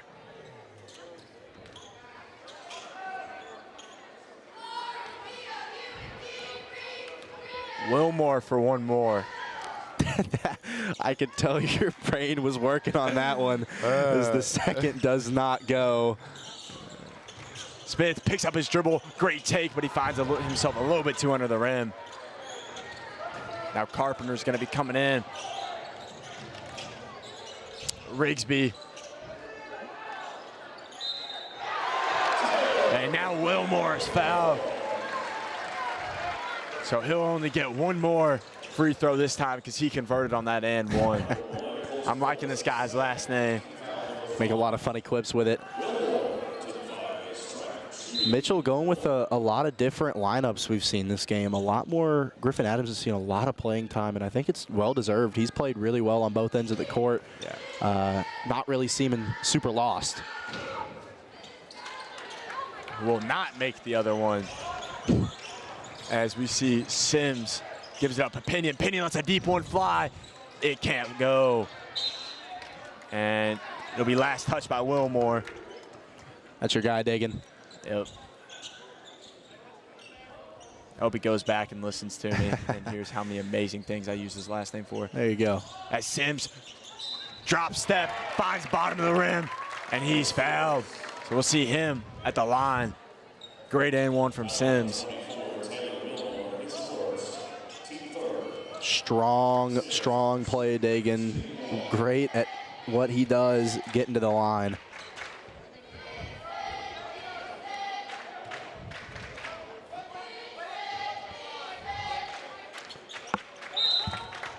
As he will convert on the three-point play. Dagan, this Warriors team doesn't have a senior in the lineup right now. All juniors Just and not. 2 sophomores, actually. Yeah, I wouldn't be very shocked if this is the starting lineup for next season. Yep. As you're losing 2 of your starters that are out right now, Lucas and Mason. Al's three won't go. It's going to be last touch by Sinclair. Minute and 30 to go in the third. The Warriors down 3. I don't think the Warriors have led this game yet, Dagan. I think it's been tied once or twice. But no leads just yet. See if Cole Sims can change that. Sims attacks. Stopped by Sinclair. Jump ball, great effort from both the sophomores on the court. And it'll be Warriors basketball.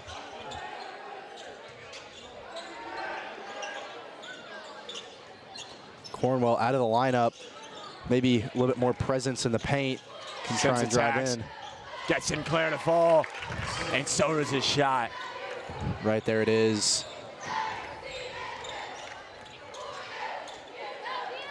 One minute left now. 1-point game. Still a whole nother quarter to play, though.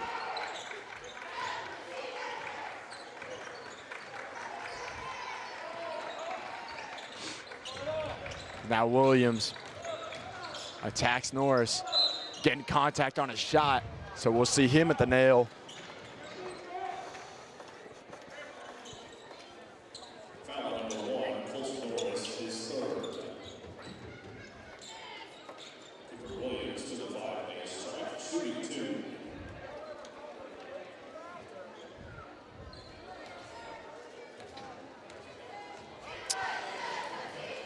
Well, this game is certainly not necessarily moved at all, really. It's still kind of a little bit slower pace, a little low scoring, especially for a boys game.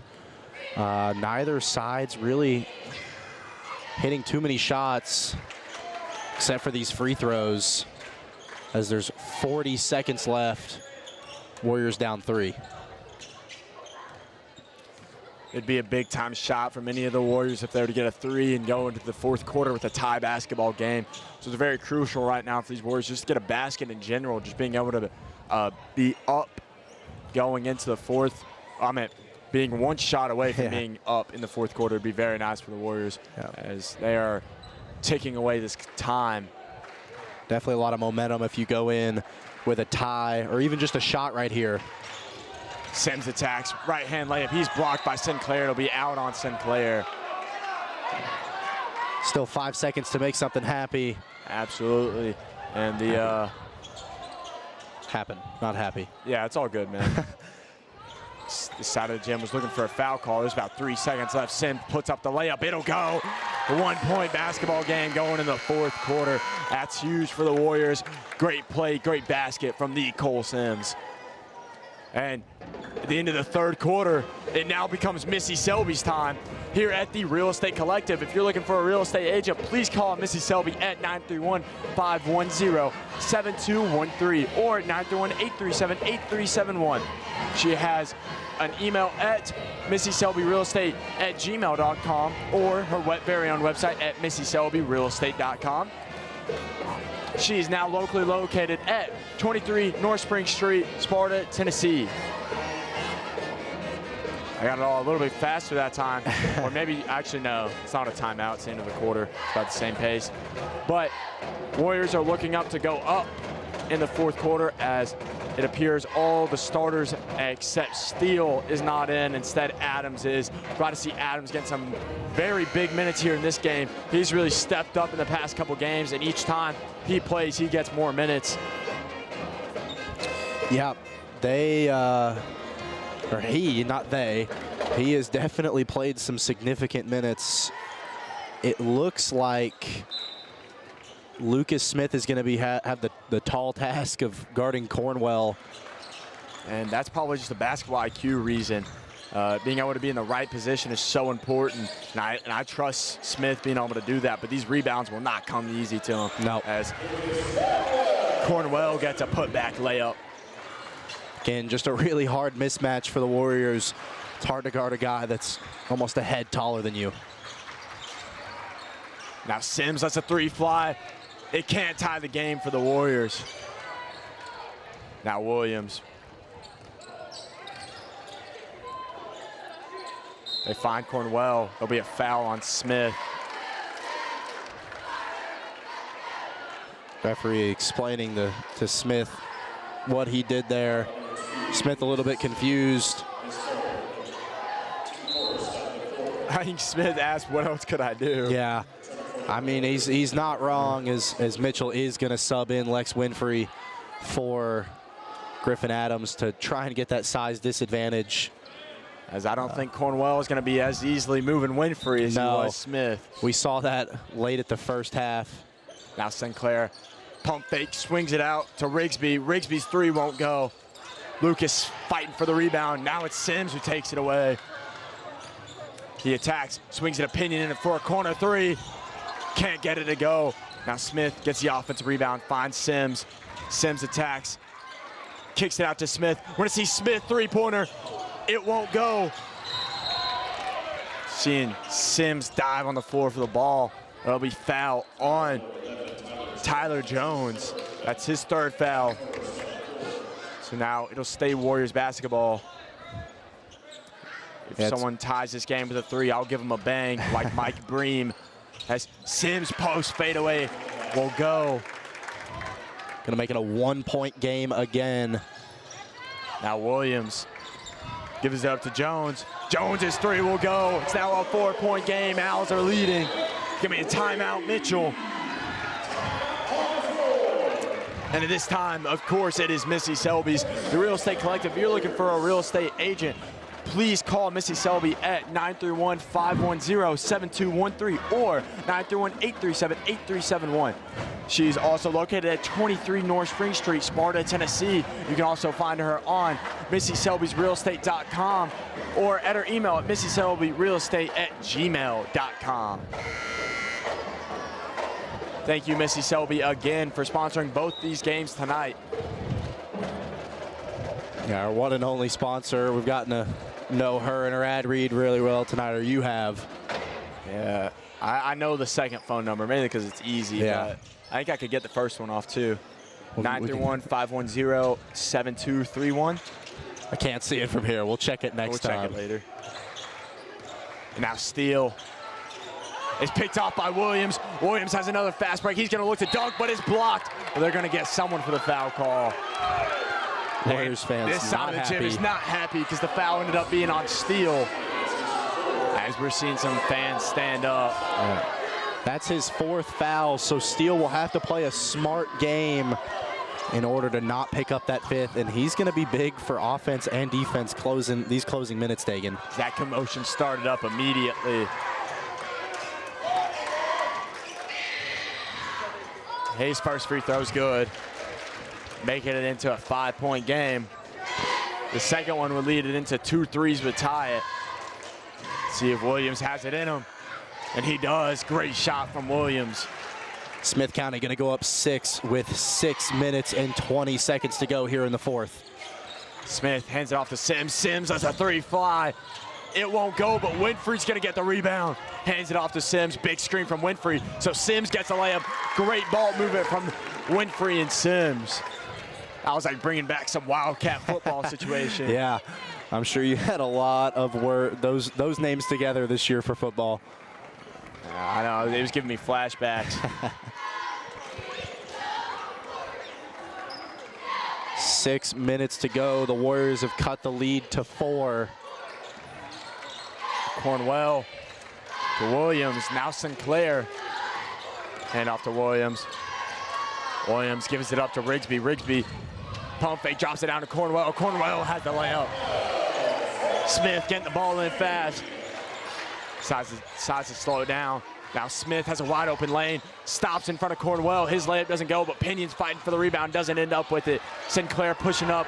Williams now has a wide open dunk, and he slams it. Huge dunk. Momentum mover for the Owls. The Warriors have to really collect themselves here and try and get some offense going. It has been slow so far. As Sims is blocked by Williams. Williams putting on a performance here lately. I think we've said his name more than anybody this second half, offensively and defensively. As I'm not gonna lie, Williams got shoved by Cornwell out of nowhere. You looked at him like, what just happened? I was wanting that to be known. A little bit of a size difference between those two. It was his own team though, so it's okay. Yeah. As Winfrey slips off the screen.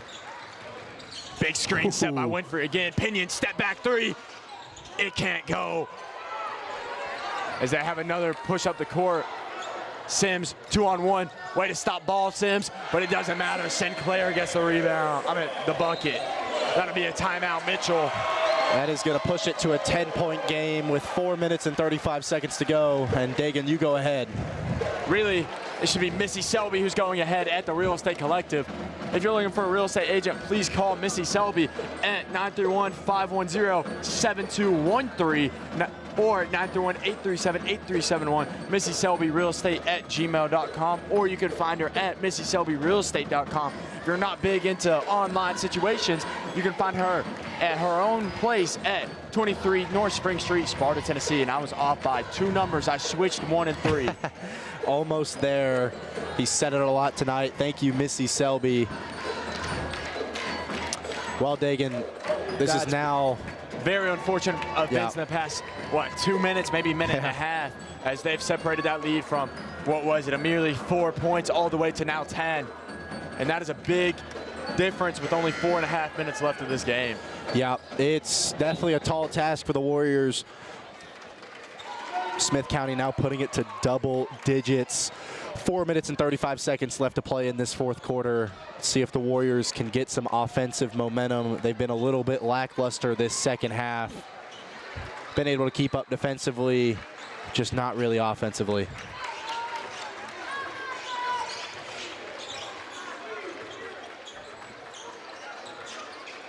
Smith setting up the Warriors offense. Takes a screen from Steele. He's now trapped. Quickly gets out of it. Smith just waiting. Bidding his time is now Sims. Hands off cut. Layup won't go. Sims ends up with his own rebound. He gets fouled, so we'll see him at the nail. That's big effort due to Lucas Smith getting in there and tipping that ball away from Cornwell, giving Cole Sims that second opportunity.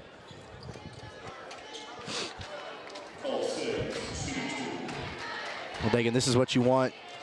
You want your free throw shooters shooting free throws, stopping the clock, and getting some easy points on the board. Couldn't agree anymore. As his first one will go for Sims.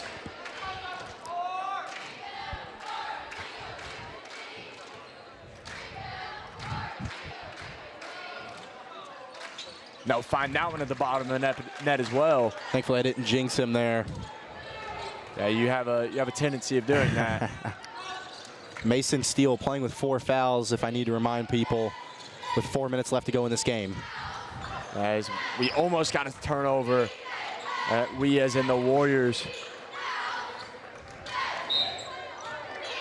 be a foul call on Smith. Yep.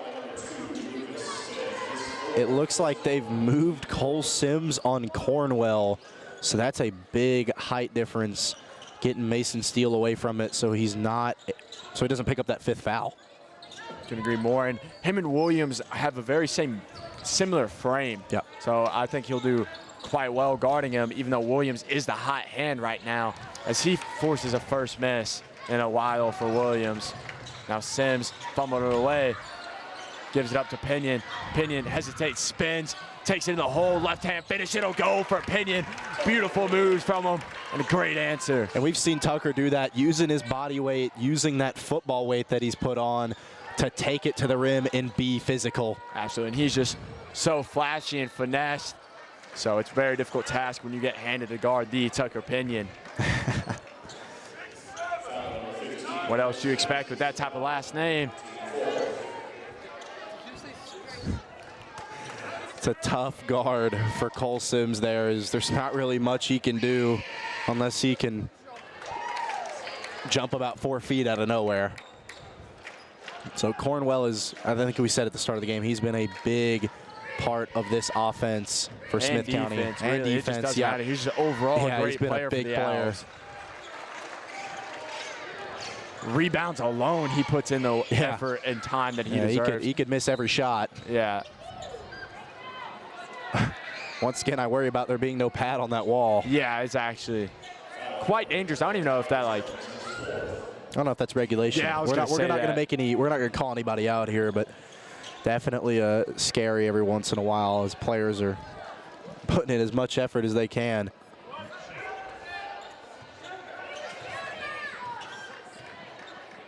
As Pinion's throwing it in.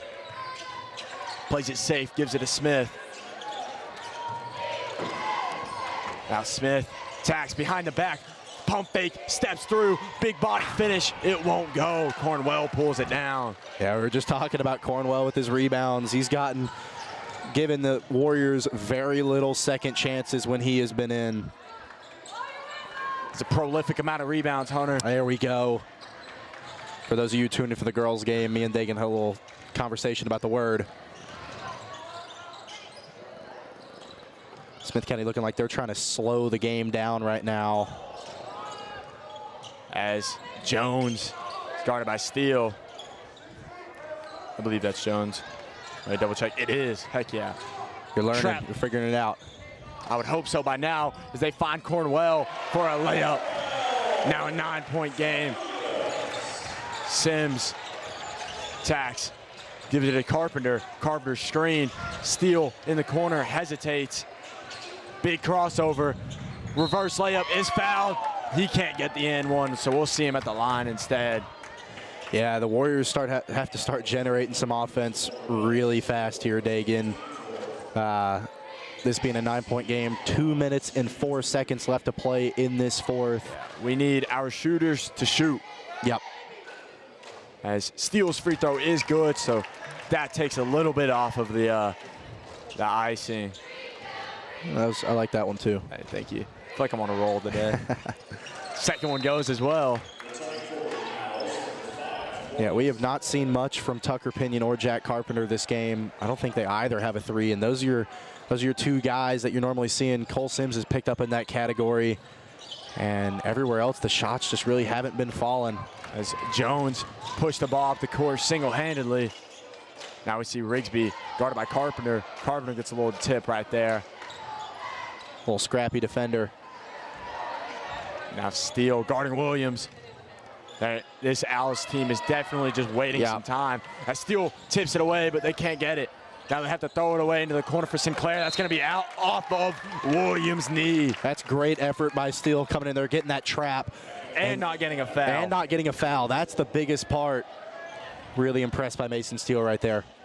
And I can't remember who was in the corner to cause that. Maybe it was Sims. Yeah, it was Sims to help force that turnover. Because it was Steele and Carpenter, and Sims was down in the corner. And he gets fouled. So that's a great time to stop the clock. We need him to hit both of these. That would make it a 5-point game. This stopping the clock. Shots here for the Warriors and Cole Sims. I think, number 11 fouled out, so Jones fouled out. So now we're going to see, guess what? Knox Jones now.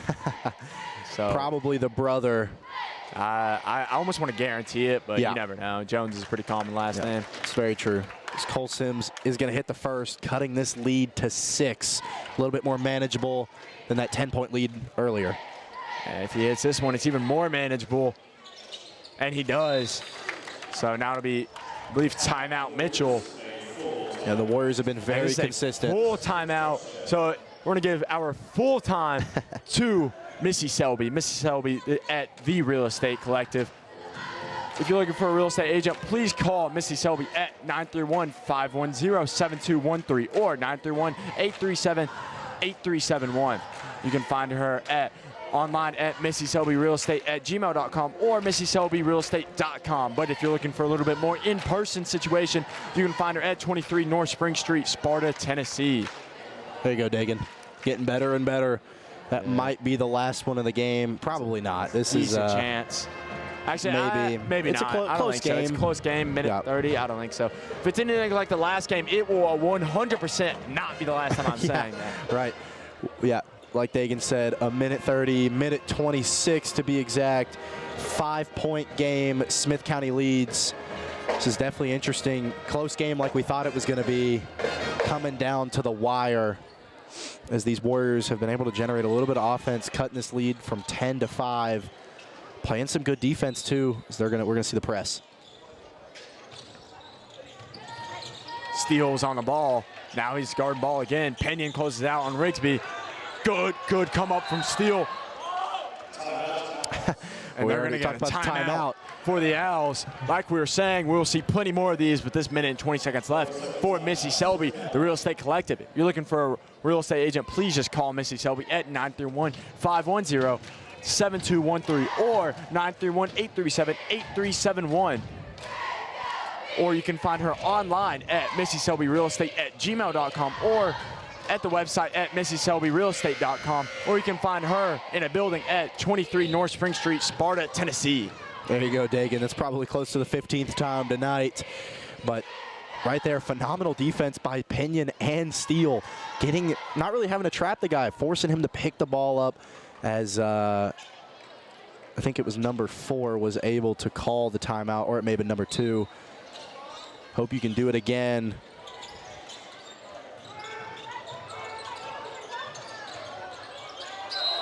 Oh, and they're going to force him to walk there. Great defense from the Warriors.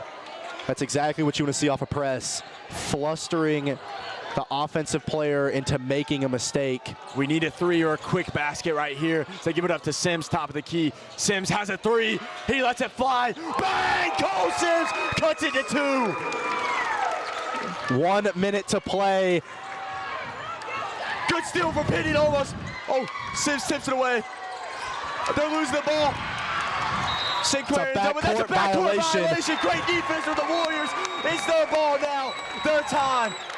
It's not picking you up if you yell. I want them to be able to hear your beautiful voice. The Warriors are going to cut it to 2. 57 seconds on the clock. Can they get it done? As me, the entire gym's getting a little loud now. They've got time to play. You don't have to force a bad shot here. You can create some good offense. Hand off to Sims. Sims, crossover, drop step. Waits, hesitates. He loses the ball. It goes to Jones. St. Clair kicks it up to Rigsby. Williams, back to Rigsby. Rigsby attacks. He's in the corner. They're moving the ball around quickly, stopping anything. Mitchell yelling at them to foul. This is a hard spot. They're not paying attention. As Sims finally sees Mitchell, that'll be a foul. 26 seconds remaining in this game. This is a hard spot to be in if you're the Warriors. This is off the bench Jones, right? Yes, so I don't know if this is Knox Jones. I don't know if he's got a shot up this game yet, Dagan. So 2 free throws, big deciding factor. And his first one can't go. Just in and out. Little bit of pressure here as Cornwell's going to come out, and they're going to try and go for a little bit smaller look to try and get some good perimeter defense against these Warriors, as they're most likely going to be looking for a 3. If they're not, they better pray they get fouled in the end. Yes. Still just a 2-point game, so this could be out. Lost. The referee talking to the scorers table about something, checking fouls, probably checking if We Cole see Sims coming up there. Yeah, I think. Well, Mark Sims, let me phrase this. Yeah, Mark Cole Sims. Just checking if Cole has. So Cole Sims does have 4 fouls. So Cole Sims and Mason Steele both have 4, but it's not really going to matter, Dagan. Unless they pick up a quick foul. Yeah. It shouldn't matter, let me say. Great time for the cheerleaders to start a chant, though. That was good stuff on their part. Very school-spirited and perfect timing.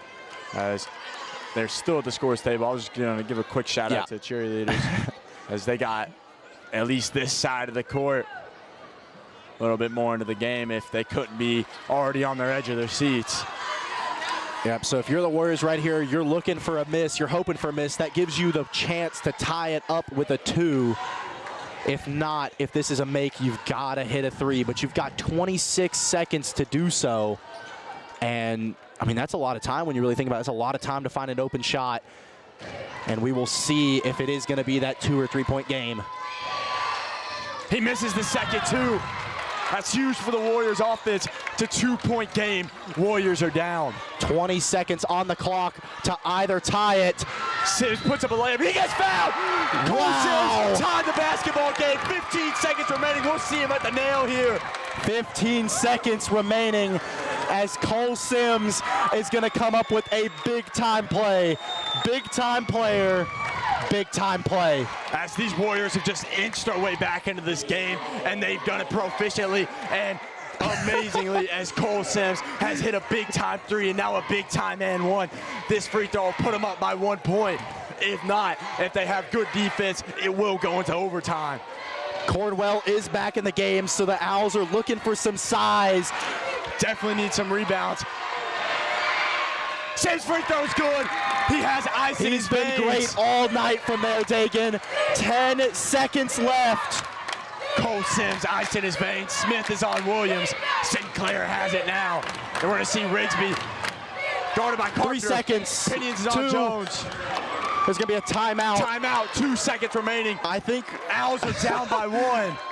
I think we've heard enough of Missy Selby tonight. Yeah, I think we're going to stay Selby, here. You're a real one, but I'm going to talk about this basketball game. I love you, though. So 2 seconds left on the clock, 2 seconds left in the game. Cole Sims put on a performance, inched their way back. You can't see anything else. You couldn't hope anything else from a better player than Cole Sims. Yep. He's had an elite game from the 3. And he's played everywhere. Absolutely. Getting a little bit off Cole Sims. Let's talk about defensively. We need to stop their offense. They're going to be looking for Cornwell or Williams. They've been the offensive powerhouses here tonight. So not only that, we're most likely going to see Steele on Cornwell. There's only 2 seconds left. He has 4 fouls. He hasn't played. He doesn't necessarily have to play safe if he stops him from scoring. Now, on the flip side, we're going to most likely see Cole Sims on Williams. If not, Cole Sims will be on Cornwell. Steele will be on Williams. We like to see that matchup as those two are big defenders, and another one is Lucas Smith, so he'll probably be put on their 3rd option as Lucas Smith can definitely play great help side defense. His basketball IQ is really going to come into play right here and telling them and facilitating this defense as he, in my opinion, has the greatest basketball IQ out there right now, and that's why he runs a facilitating point as Pinion and Cole are more scorers, and then we got the sharpshooter Carpenter, and Steele is the glue of the starters. I think this is going to come down to Mason Steele, just like the last one did, maybe. And Mitchell is going to call a full. And the Warriors are looking to get this crowd a little hype as we're seeing some fans stand up. Yep. So I think, just like you said, Dagan, this is going to come down to defense. There's 2.1 seconds left on this clock. Fouls do not matter from a fouling out perspective. Are we in the bonus? Both teams are. Both teams are. All right, so hot take. If we get a steal, you foul Cornwell? No. We get a steal, they will immediately try to foul. It is completely possible to foul before you get the steal. So if I'm a Warriors player and I get a steal, I am throwing a full court heave. Yep, 100%. If not, I am rolling the ball or something, tossing in the air. Because that's the exact same thing we saw back at the Roy, where Mason shot missed. Player got a rebound, and Steele got the steal and made the game-winning shot. Absolutely. So that's almost something you could see here. So hopefully Mitchell and a guy like we talked about, Lucas Smith, with that IQ is relaying that information to his teammates. You want to grab the ball, and you've seen some misfortunate things when you toss in the air, but that happens when there's 6 seconds left, not 2 seconds. As they give it up to Williams. Good contest. Williams puts up a three. It doesn't go. Warriors win the basketball game. Are going to come back with it. As we have Carter Rich come up to the mic and scream a little bit. Great basketball from all the Warriors. A lot of the girls basketball players up here. Carter Rich, exciting win for the Warriors. A great testament to what they're capable of doing, coming back on a good team. They done what they needed to do, and that showed how capable and gritty our Warriors basketball team is. Absolutely. And one last shout out to Missy Selby. Thank you for being our one and only sponsor tonight. We're sorry we couldn't get you on the last 2 timeouts, but it was really fun, Dagan. Great game. Absolutely, and thank you everyone for tuning in for this nail-biter of a game just like last time. So we will see you, I believe the next game is on Friday. Yes, supposed to be at Livingston. So make sure you tune back